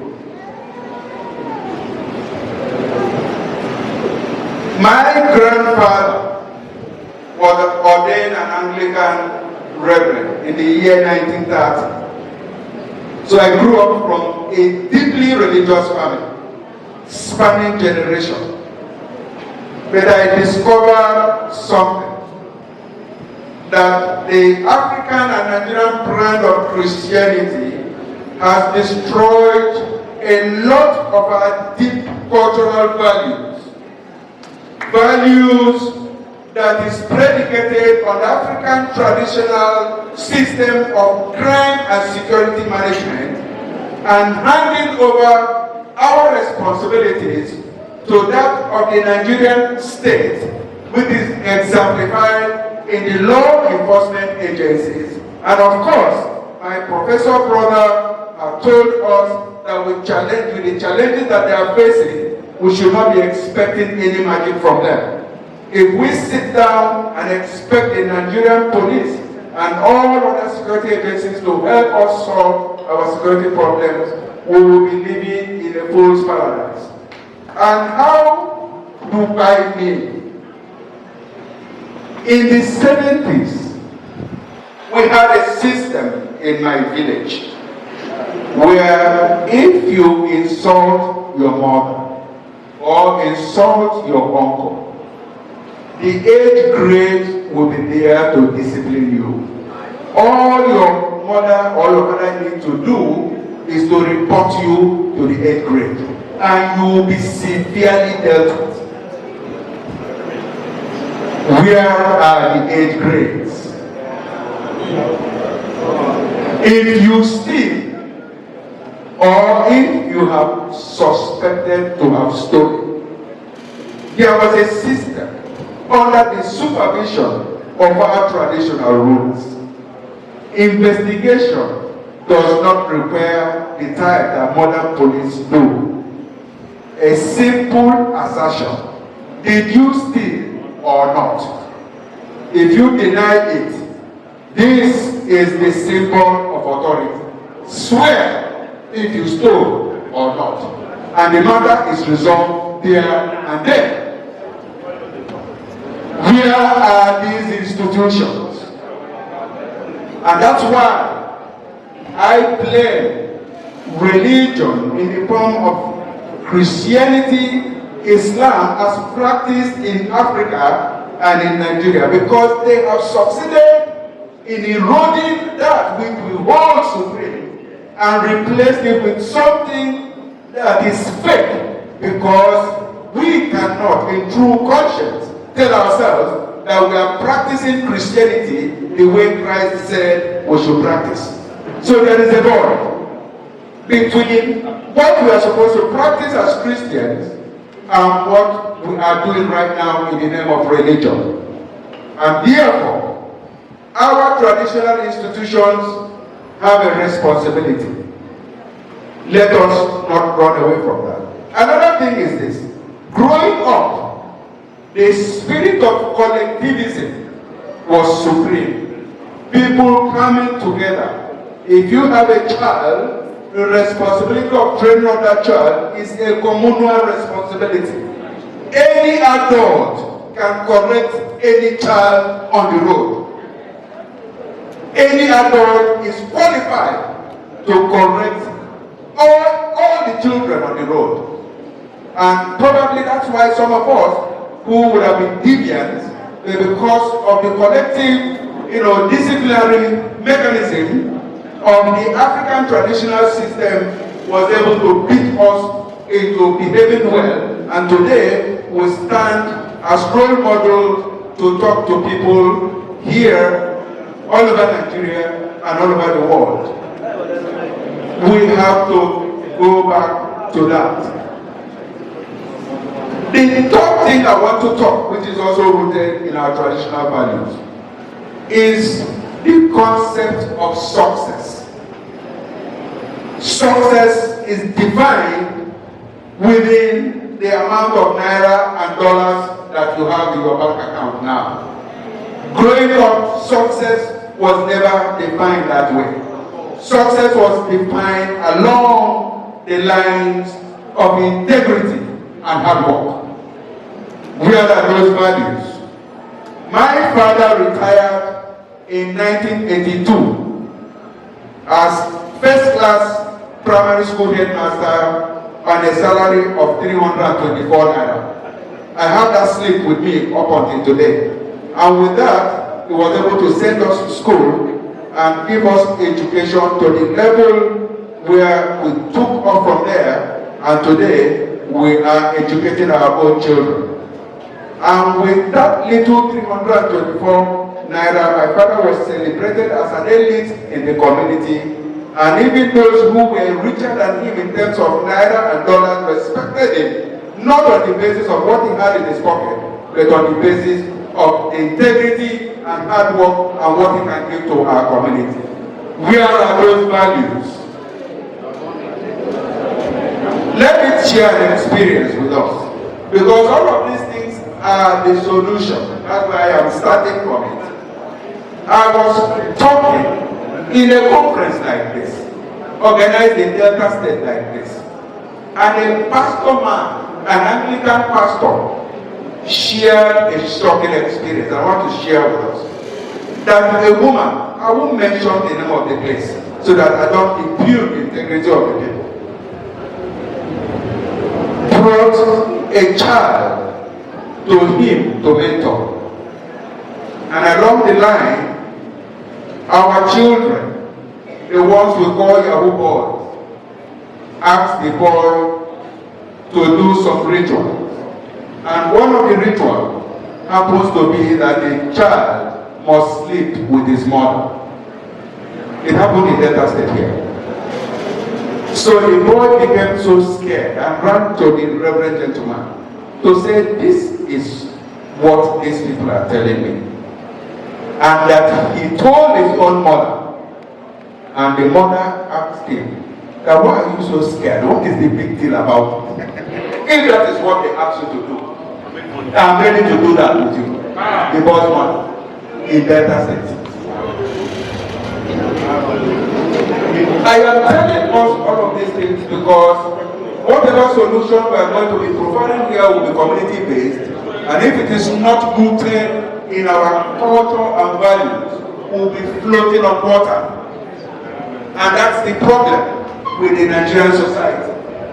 Now, if we have parents, like my professor brother said, that we gladly welcome GLK and go to church as testimony that my child has bought a car, a jobless child, a child that had never worked. And the principles of money is that you start from 100 to 1,000 to million to billion. That is the eternal principle of money. And follow that one is found to fail. It is an eternal principle. Why I am saying all of this is because let us stop looking too much outside.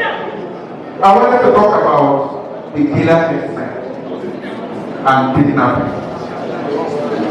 I want to shock us of the killer headsmen who kidnapped from Delta State, from my own source, do that with the active collaboration of some insiders. Your sons and your daughters, they are their collaborators. So we should stop just this idea of profiling a particular group of people as criminals and, sanctifying ourselves as decent people. That's not the truth. That is not the truth. I have done a lot of studies. I have worked with security agencies to the highest level in this country, in the police, in the secret service. I have interacted with the highest personnel one-on-one, and I hear what they tell me. I'm not going to sabotage such intelligence here, but some of these facts must be communicated to us. We need to know them so that we can solve them. We need to insult ourselves so that we can come up with a blueprint that can make us move forward. I am no longer too keen with the idea of that people coming from outside kidnap our women, rape our women, harvest the organs of our people, and so on and so forth. All of these things are possible because we are part and parcel of that circle. Our people are part of them, our people are direct and indirect beneficiaries, and therefore, all the solutions we are going to be providing any moment from now will be solutions that will come from within, otherwise it will not work. The former speaker said something, because I want to make some clarifications. Professor, let me tell you something, and let me tell the senior security officers here a few things about Nigeria as a country, and why policing will not work, and why defense will not work, and why poverty alleviation programs will not work. The reason is simple. What you call today as Nigeria is fake. We have a country that is expressed on a piece of paper, but we don't have a nation. It is nations that develop. Countries don't develop. Until a country graduates to the level of nationhood, that country will not develop. On my way to this program, I had a text message asking me if I have anybody that had passed through the NDA screening and that I should send that name on or before 2 p.m. today to be admitted. And I asked myself, what about those that are qualified and overqualified? That's the problem. I have the message right there. It got to me at around 10:45, and they gave me 3 hours. Please, sir, submit somebody for final clearance. I looked at the message and I laughed. That is the Nigerian problem. Every president, every governor, every chairman, every police officer, every military officer that goes there does not believe in Nigeria. The person believes in where he comes from. If you want a small example, I will give you. Give all of us guns and ask us to go to Northeast to go and defend Nigeria against Boko Haram, whether we will go. But give all of us guns to go to our village and fight to defend our village. All of us will go with the guns to defend our village. That is because our patriotism and loyalty lies in our village, not in Nigeria. The reason why advanced countries develop is because they've been able to sink primordial ethnic, tribal sentiments and been able to, elevate that spirit of nationalism, so that they say, this country, the United States of America, I'm going to fight and die for this country, and I'll be celebrated even in my death as somebody who laid down his life for this great nation. We don't have that in this country, and let us stop deceiving ourselves. Unfortunately, even if it's supposed to be turn by turn, because that's what I'm seeing playing out in Nigeria. That's what I'm seeing playing out in Delta State. If it is the turn of Delta North, concentrate on Delta North, activate development. If it moves to Delta Central, just that same way. Hopefully, maybe in the next 50 years, development can go there. Unfortunately, because the Nigerian project is fake, anybody that goes there, including the current president, Muhammadu Buhari, Goodluck Jonathan, all of them that has ruled this country, when they are first as a tribalist before thinking of the project called Nigeria. That is why it will not work.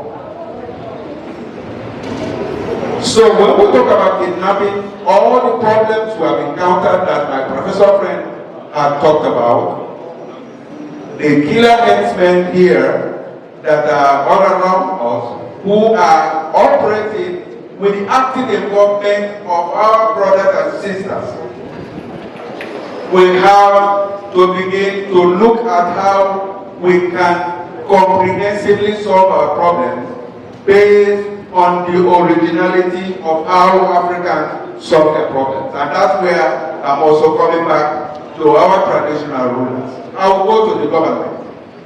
Sir, with all due respect, sir, you are the custodians of the culture, morals, and values of the society. Unfortunately, because the government is not serious so far, they have refused to give you people all the enabling powers that you need so that you can exercise that authority. Because you have the capacity and the spiritual backing to ensure security in your communities. If the government is serious about security management, the government will domesticate security management. Just like the professor said, the government will not just have it state policing, they should have policing even at the community level. That is how it works in all serious countries in this world. Africa would have done very well if traditional rulers are well empowered, if traditional rulers live up to their responsibility to ensure that which ensure a near perfect society before this madness erupted in Nigeria can be returned. And therefore, whatever recommendation, whatever structure we are going to be designing today, you have to play a very serious responsibility. The religious organization, I've not seen the clergy here, they also have a very serious responsibility. I have some problems with Pentecostalism. I am a member of a Pentecostal church. Sir, I have some problems with Pentecostalism. When you preach on the altar and ask a jobless young man, a jobless young woman to claim that by faith he or she will buy a car before the end of the year, that's a dangerous preaching. You are not talking about how to fuel that car. You're not talking about how to maintain that car. All you tell your members and tell them to shout hallelujah is that by December you're going to have a car and you're going to fuel that car out of joblessness and by faith. The same Bible that I've been privileged to read that says, "He that does not work, let him not eat." I don't know where the gospel is coming from, but the gospel is very popular among Pentecostal pastors.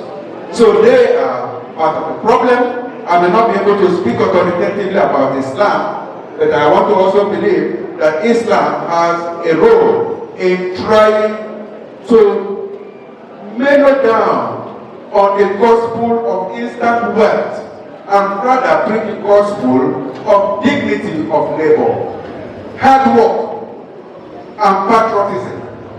I believe that that is what that can sustain us in living as normal people and de-emphasizing this madness for instant wealth. Now, for the government, we have a lot of problems, like I said before, but it's not a hopeless situation. We must start a national orientation revival template, if possible, or I used to say tell some people, or probably we may allow this system to degenerate to a terrible level and die off via a revolution. That is how societies progress. Most of the good societies you have here had very terrible times, but things became so bad to the level that there was a revolution and people started, a new round of thinking. And those countries are doing quite well. Otherwise, my take is this. My able professor said something. For those who steal, you can reinvest. Indonesia got their development from stolen wealth.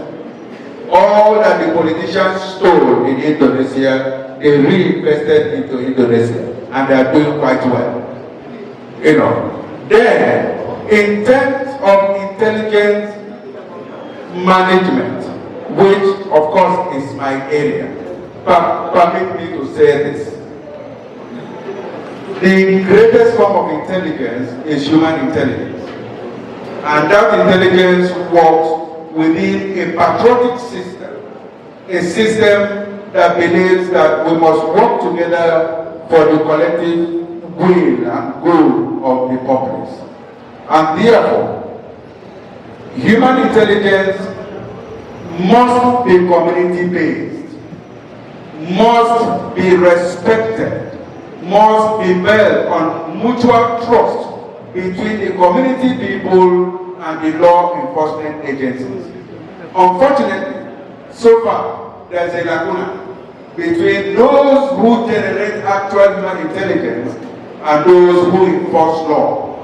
Because they've already alerted me about my time management, there must be conscious effort. All of these things are highlighted in my paper, and it is there for the organizers of this program to look at the ability to rebuild trust between the genuine generators of intelligence and the law enforcement agencies, so that an appropriate synergy can be established. In 1984, I was in the Republic of Cameroon. And I want to conclude this with my story. In Cameroon, in Southwest Province in Cameroon, if you buy a new car and park it in your compound, your neighbors will call the Cameroonian gendarmes to say, this man had just bought a new car. How did he get the car? That way, the police will come and they will investigate it. This is a sharp contrast to what obtains in Nigeria, and where a jobless boy, somebody of grade level 4, is building an estate, and rather than query the source of wealth, will give him a chieftaincy title, celebrate him in church, and possibly crown him a king to rule even those that are decent. I am narrating all of this so that we can sit together, look at the paper that I wrote, because I chose to speak instead of delivering a lecture, and do something so fast about it, from the level of traditional rulers to the law enforcement agents to the government and to the family and the religious organization. It is my opinion that when we sit and continue to interact on the basis of all of this that we have talked about, our community will be safer, Ika South, Ika Northeast will be safer, Ika Nation will be safer, Delta State will be safer, Nigeria will be safer, and indeed the black race will be safer. Thank you. And a round of applause. I thank you deserve an ovation. I'd like to welcome the Vice President of the Area Commander, ACP Adolf Ogun, just walked in. Can we celebrate the Area Commander? You're welcome, sir. So thank you for joining us. Thank you. And I'd like to welcome SP Akawe O Ibrahim, the DPO Adabo Division. We'd like to welcome the Secretary. At this point in time, we'd like to welcome the Area Commander to give his keynote address. Thank you, God bless you. A representative of the good government and people of the state. Gentlemen in the high table, scholarly persons who have said it all, traditional rulers and representatives, members of the public. Adolf Ogo is my name. I'm an assistant commissioner of police, the area commander, Ago, comprising of 8 divisions Omobiaroko, so Munede, Igodo, Galilee and his lives. I was posted there on the 24th last month, reported on the 30th. Since I reported, I'm not present.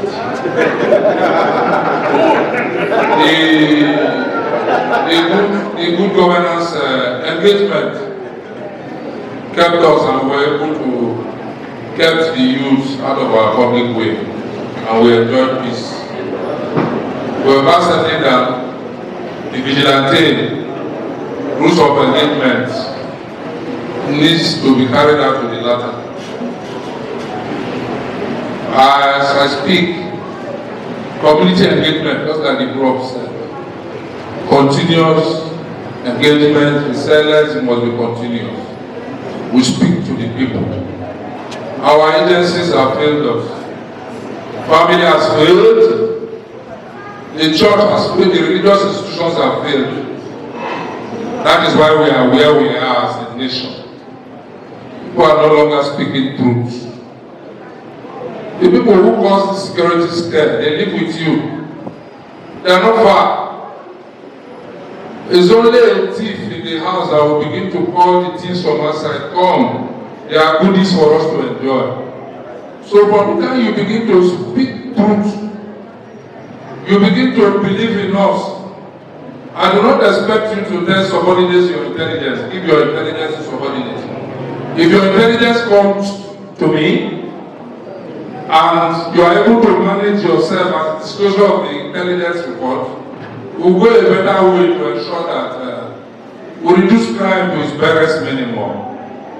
In as much as we are not oblivious of the fact that the global world situation, security all over the world, as a result of so many factors, the climate change, political theories, religious intolerance, amnesty, war, and what have you, have taken over the stage, the world stage.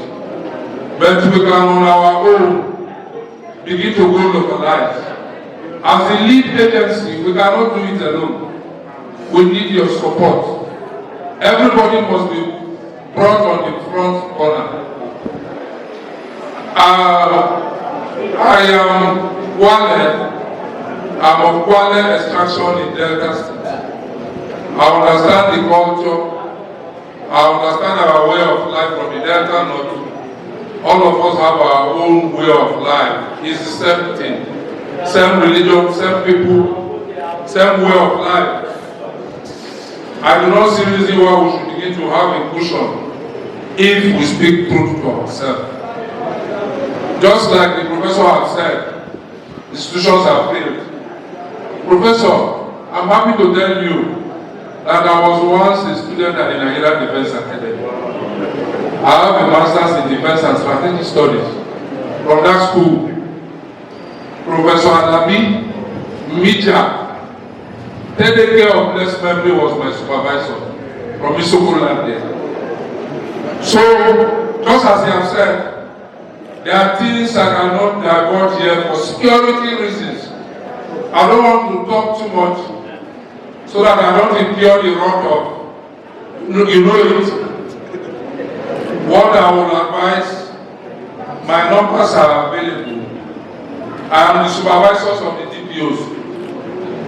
The DPOs are answerable to me, they are responsible to me.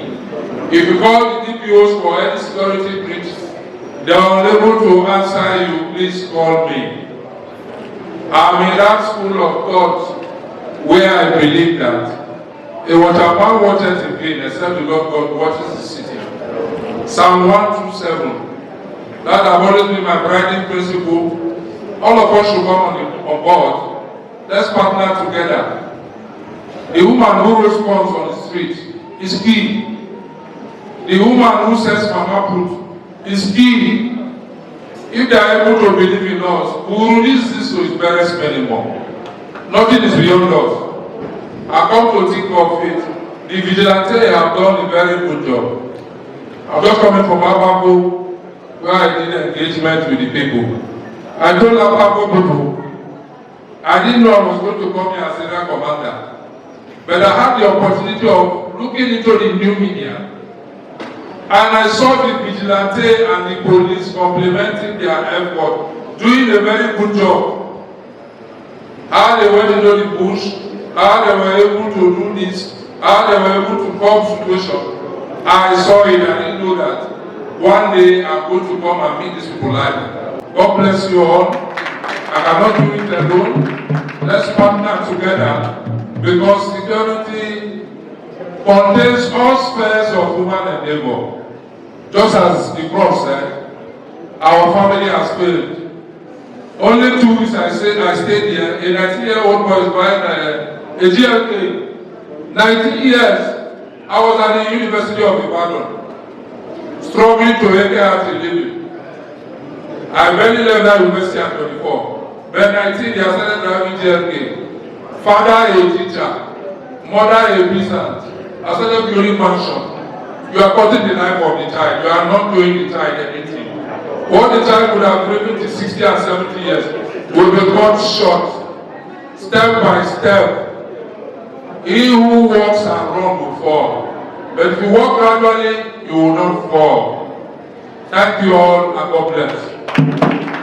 That's a very high commander, Agbo, ACP, Adolf Obo. At this point in time, I'd like to welcome the Vice President of Reverend Edgar Onyebuchila, the CAN Chairman and Council Office of the House. We appreciate you. We thank you for joining us. Welcome, sir.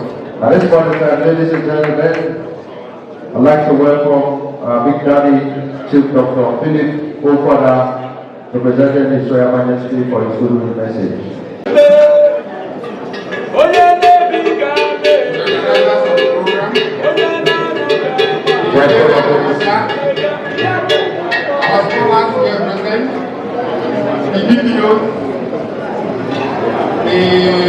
Our immigration officers and others here present,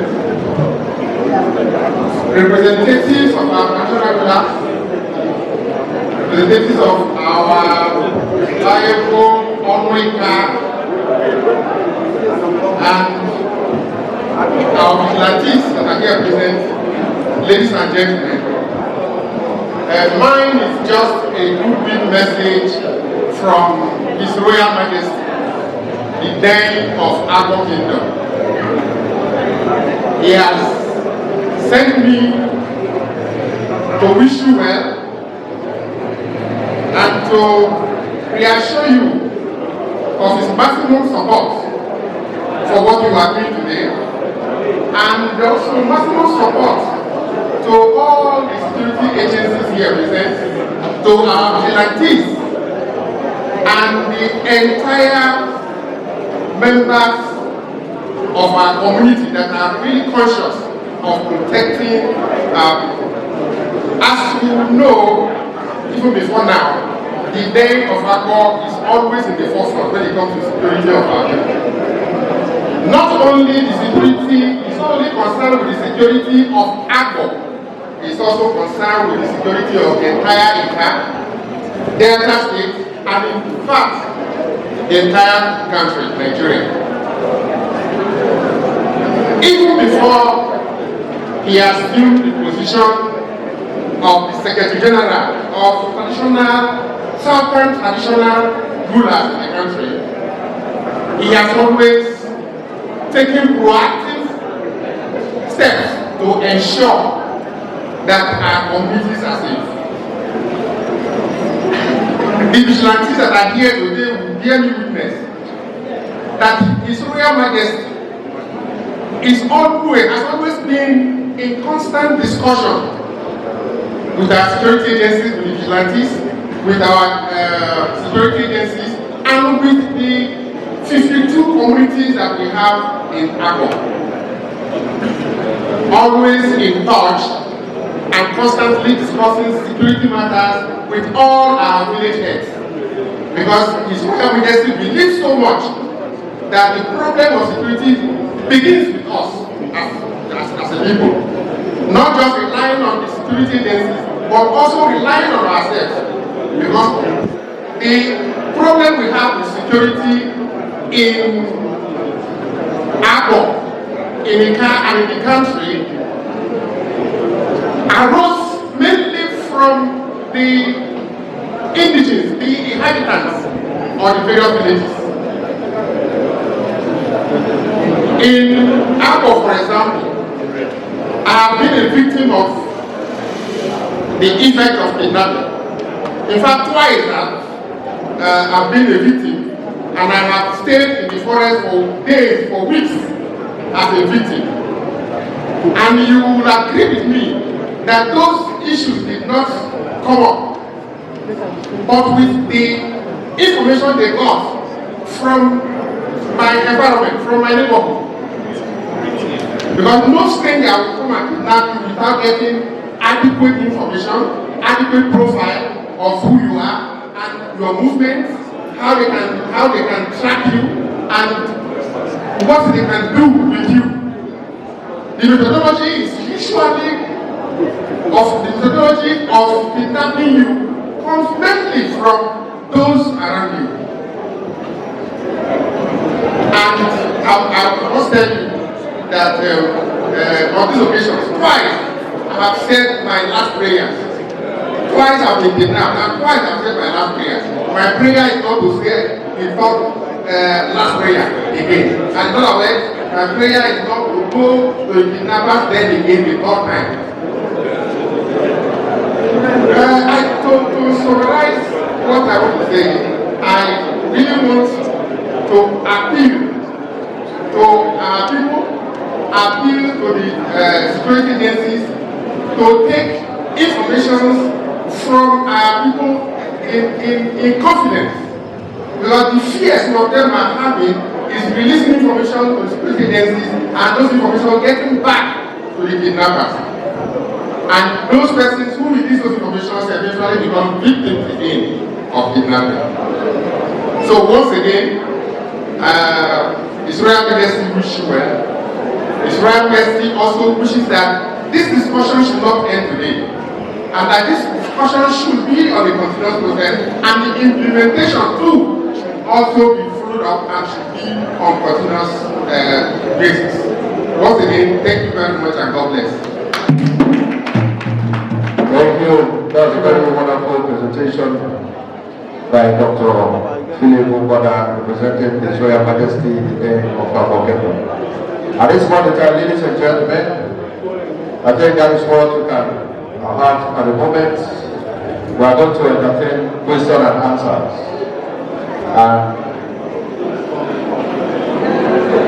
I've been directed by the convener. The prayer, and after that we give group photograph. Ladies and gentlemen, led by the Spirit, let's call it a day. Because you have started and ended well with us. As we migrate to our home, O Lord, we pray for journey mercy, that at the end of this program, that the caravan will change, and good things will continue to come our land, and every thief that is in our life. In Jesus' name we pray. My name is Apostle Dr. Okenchukwu Elisha, but it's popularly known as Baba Fire in this area. Now, what is the spiritual implication or the religious implication of fighting kidnapping and the esme issues? You know, kidnapping is spiritual. Oh, I've been listening to so many teachers, the professors, they have done very, very well. But none of them have been able to touch the spiritual aspect of it. The Bible says, except the Lord build a house, the labor that build it build in vain. Except the Lord watch the city, the watchman walketh in vain. No matter the numerous policemen we have in our society, if we didn't carry God along, they will not be able to compound all these kidnappers. Because you see these kidnappers, the way they move. I remember when they kidnapped the DPO of Abavo. Even they kidnapped the DPO of Abavo, the policemen that went to go and rescue the DPO, they still kidnapped one of the policemen. Why? Because they cannot hold them. The way they escape, the way they run, some of them, bullets cannot enter them. But when we carry God along, if you check the scripture, you discover the children of Israel. What is happening now between the Israel and Hamas, you discover the way the Israelites are compounding them is because of the prophecy. So we will begin to look at the spiritual aspect of it. The present teacher now, the professor that is teaching, is talking about it, but he's taking it in a diabolical way. We are not rooting that out. But I want you to know there are power in God. There are power in God. When you carry God along, like I move, a lot of people said, with your level, you're supposed to have a security around you and all that. Though I have security, but sometimes I don't move with them.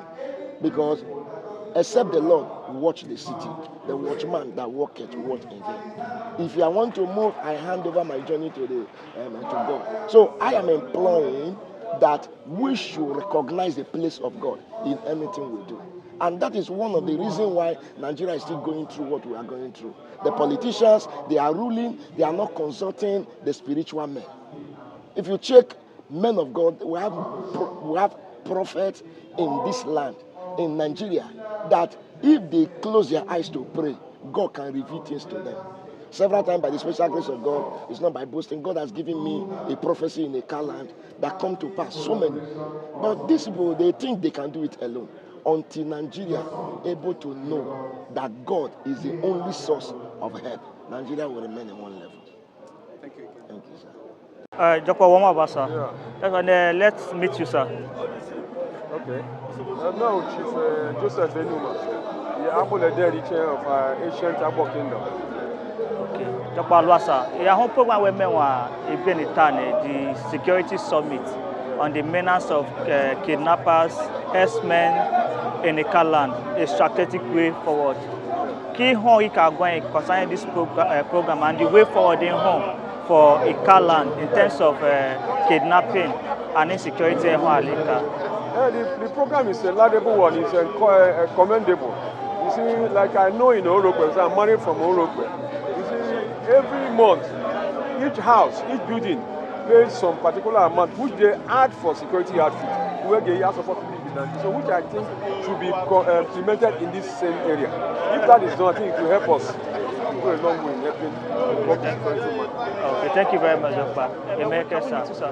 Yes, I'm Dr. Toyin Agbulaya, the special advisor to the governor on community development.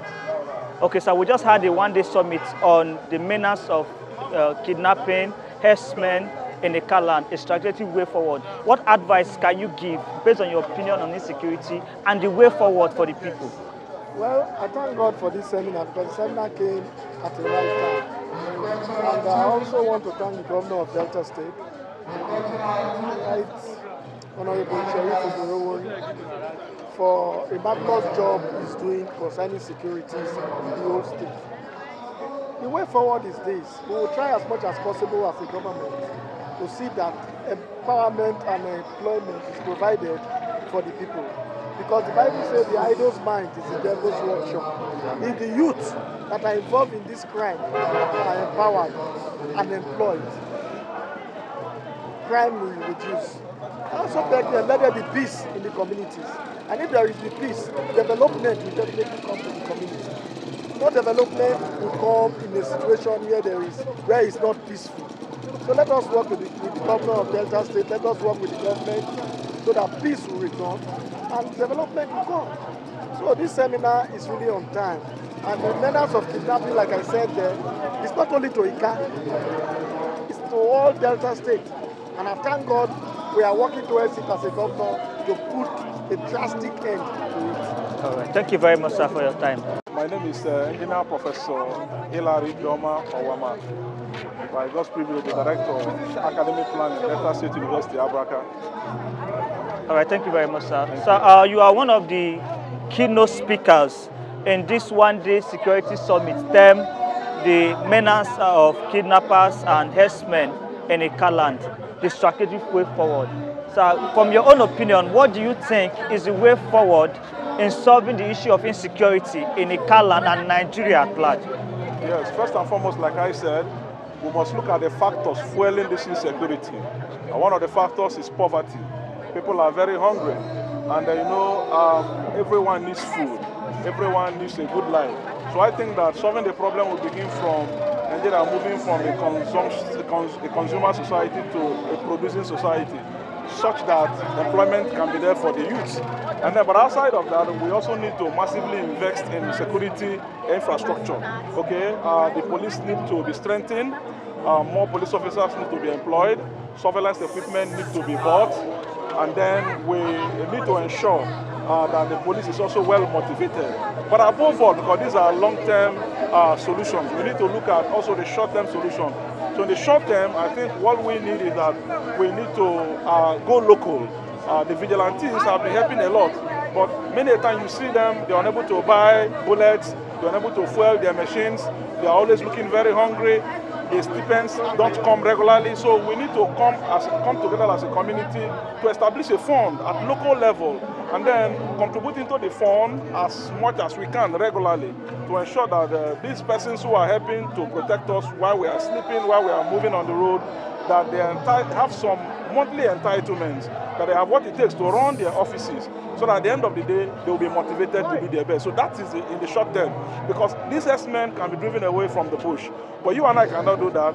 The police do not have enough personnel to survey all of the bushes or to monitor all of the bushes. So they need to be supported by our local vigilantes. But these local vigilantes need money, need motivation, need equipment. So let's come together, the middle class and the rich. We can exclude the low-income earners to see what we can do to ensure that we all sleep with our two eyes closed. We know you, sir. Thank you very much, sir, for this.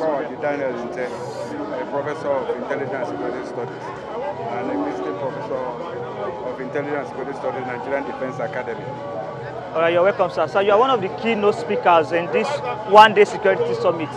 What do you have to tell us in terms of the security challenge we are having, your key advice and the way forward for a calm nation? Well, as I indicated in the main lecture,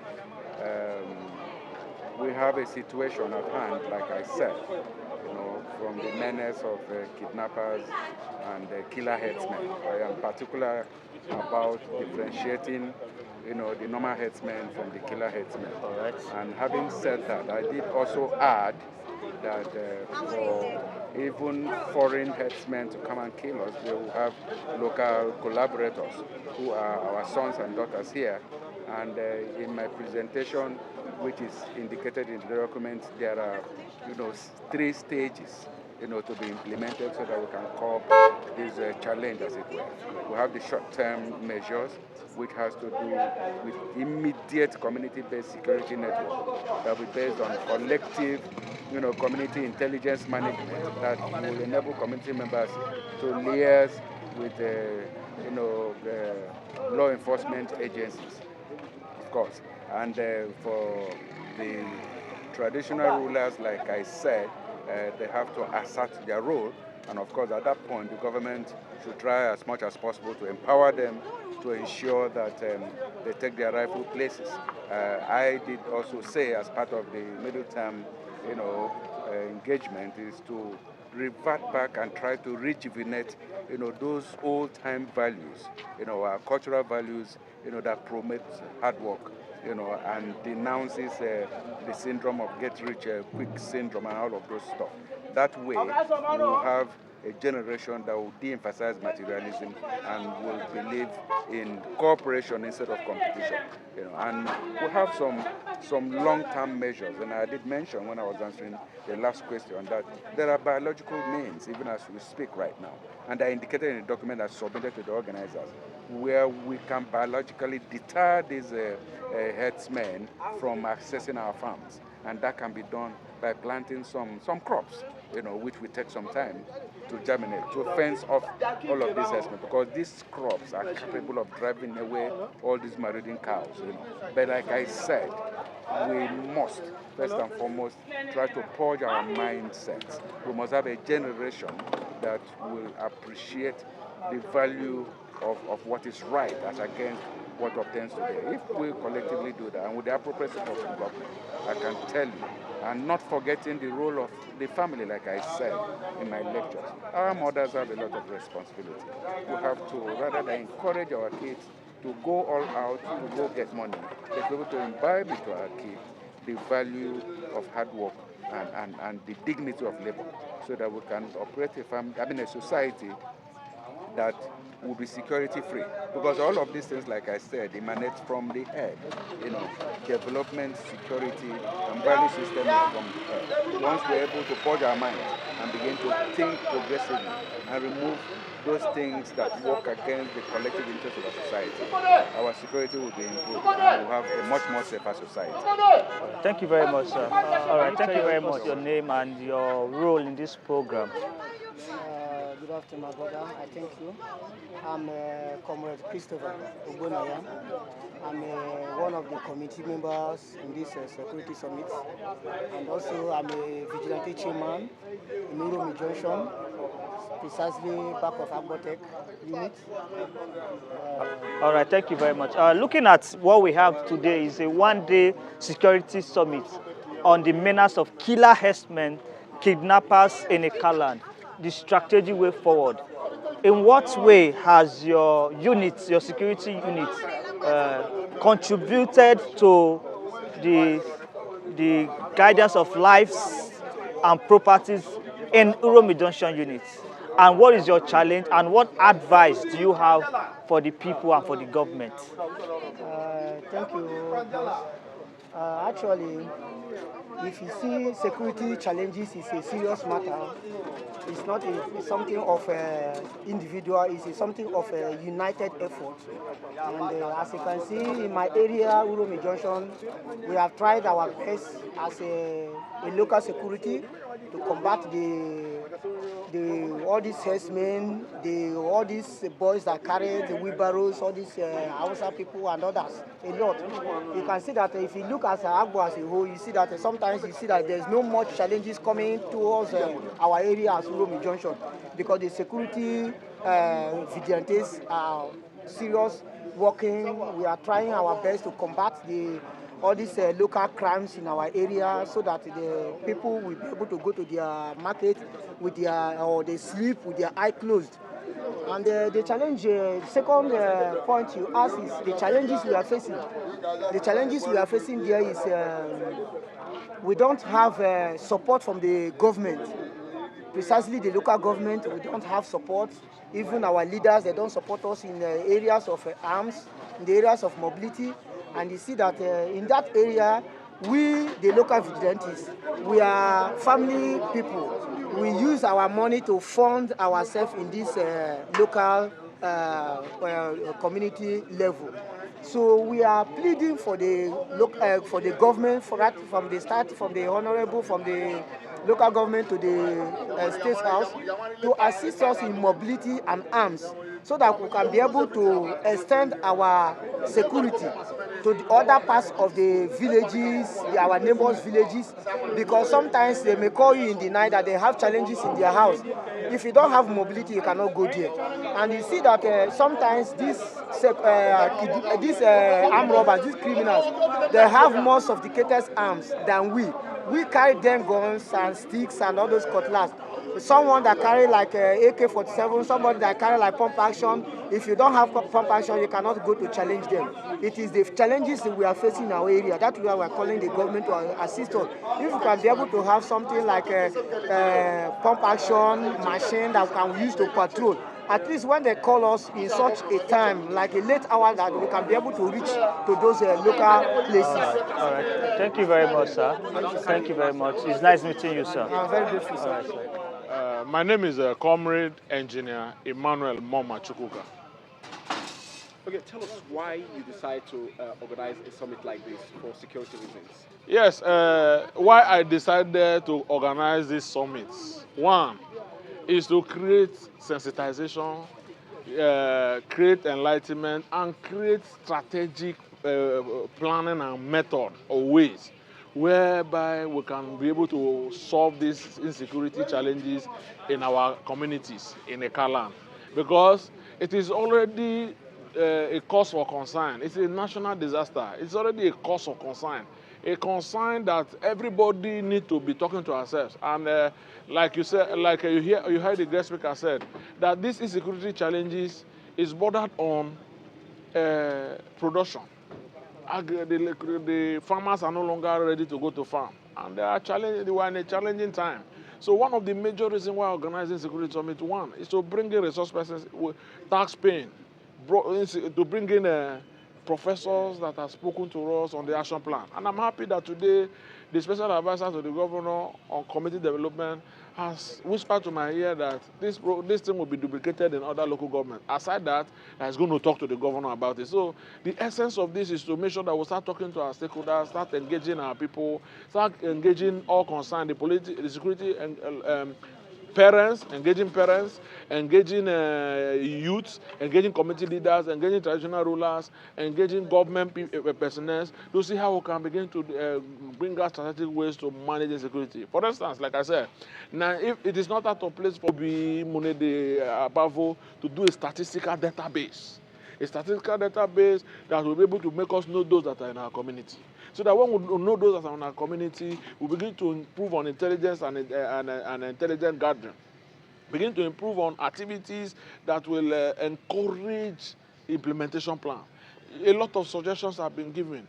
Some of them say we should go back to traditional ways of checking crimes. The other way says everybody is involved. You see the area commander also telling us that everybody should be taken seriously in the matter. For instance, the one that sells food, the one that sells corn and all of that. So one of the major reasons is that, when there's insecurity, no community development. And that is exactly why, since that is my new assignment as a senior social assistant to the governor on community development, I am passionate to see that community begin to get development. Because if a contractor is given a contract to go and develop a community that like Ababo, or an interior where you have these kidnappers and their dens, you see that they will abandon that project and nothing will happen. So the idea is simple. One of the reasons is to see that I'm happy that at the end of this meeting, a lot of farmers representatives came here, a lot of security outfits, both private vigilantes and government came here, a lot of stakeholders, the president generals, the targeted audience came, traditional rulers came, President Omeka came, people that I wanted them to talk to came. And at the end of the day, we are going to put up a report and take it further. And I'm happy I have a boss in my office who appreciates initiatives. And I know that this time we'll start looking at the implementation plan, because it should not end here. The view is not to end here. The view is for us to start from here. So that when we finish from here, we'll start seeing how we can also engage other persons in order to ensure that security is being attended to. For instance, we have volunteer security who does not have the tools or the wherewithal or the infrastructure to make them, or the enabling basic amenities for them to perform their duties. Those are part of why this summit was organized. And I'm so happy that the aim of the summit has just started, because the security summit gave a large and encouraging audience, and the targeted audience on both the party faithfuls, non-party faithfuls, and across board that are concerned came together. Even religious faithfuls came together, and we taught, and it was interactive. We have discussion, the period where we have a discussion, the immigration spoke, the police spoke, the professor spoke, the chief spoke, and so on and so forth. So I think that this should also be an opportunity to charge others to key in, because security should be everybody's business.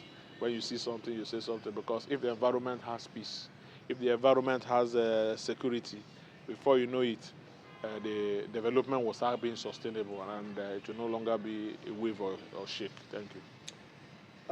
This summit is just one day. Why do you think that one day can be able to resolve these issues? No. Why is it one day? There is no summit that this summit is very taxing. It's cost effective. And I'm sure that as we have spoken today, we will bring up a resolve.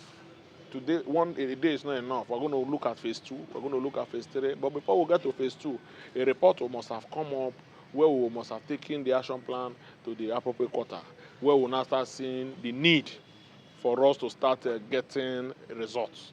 Because when we get results, for instance, now it came, and some community interventions that was recommended. And I've been charged to put out a report. Before now, and the next week, report will be put up. So I'm sure that by the grace of God, we will do subsequent time, because the summit like this is a community advocacy, and if we all start talking security, just one day everything will set in. So that's exactly, it's a head-on initiative.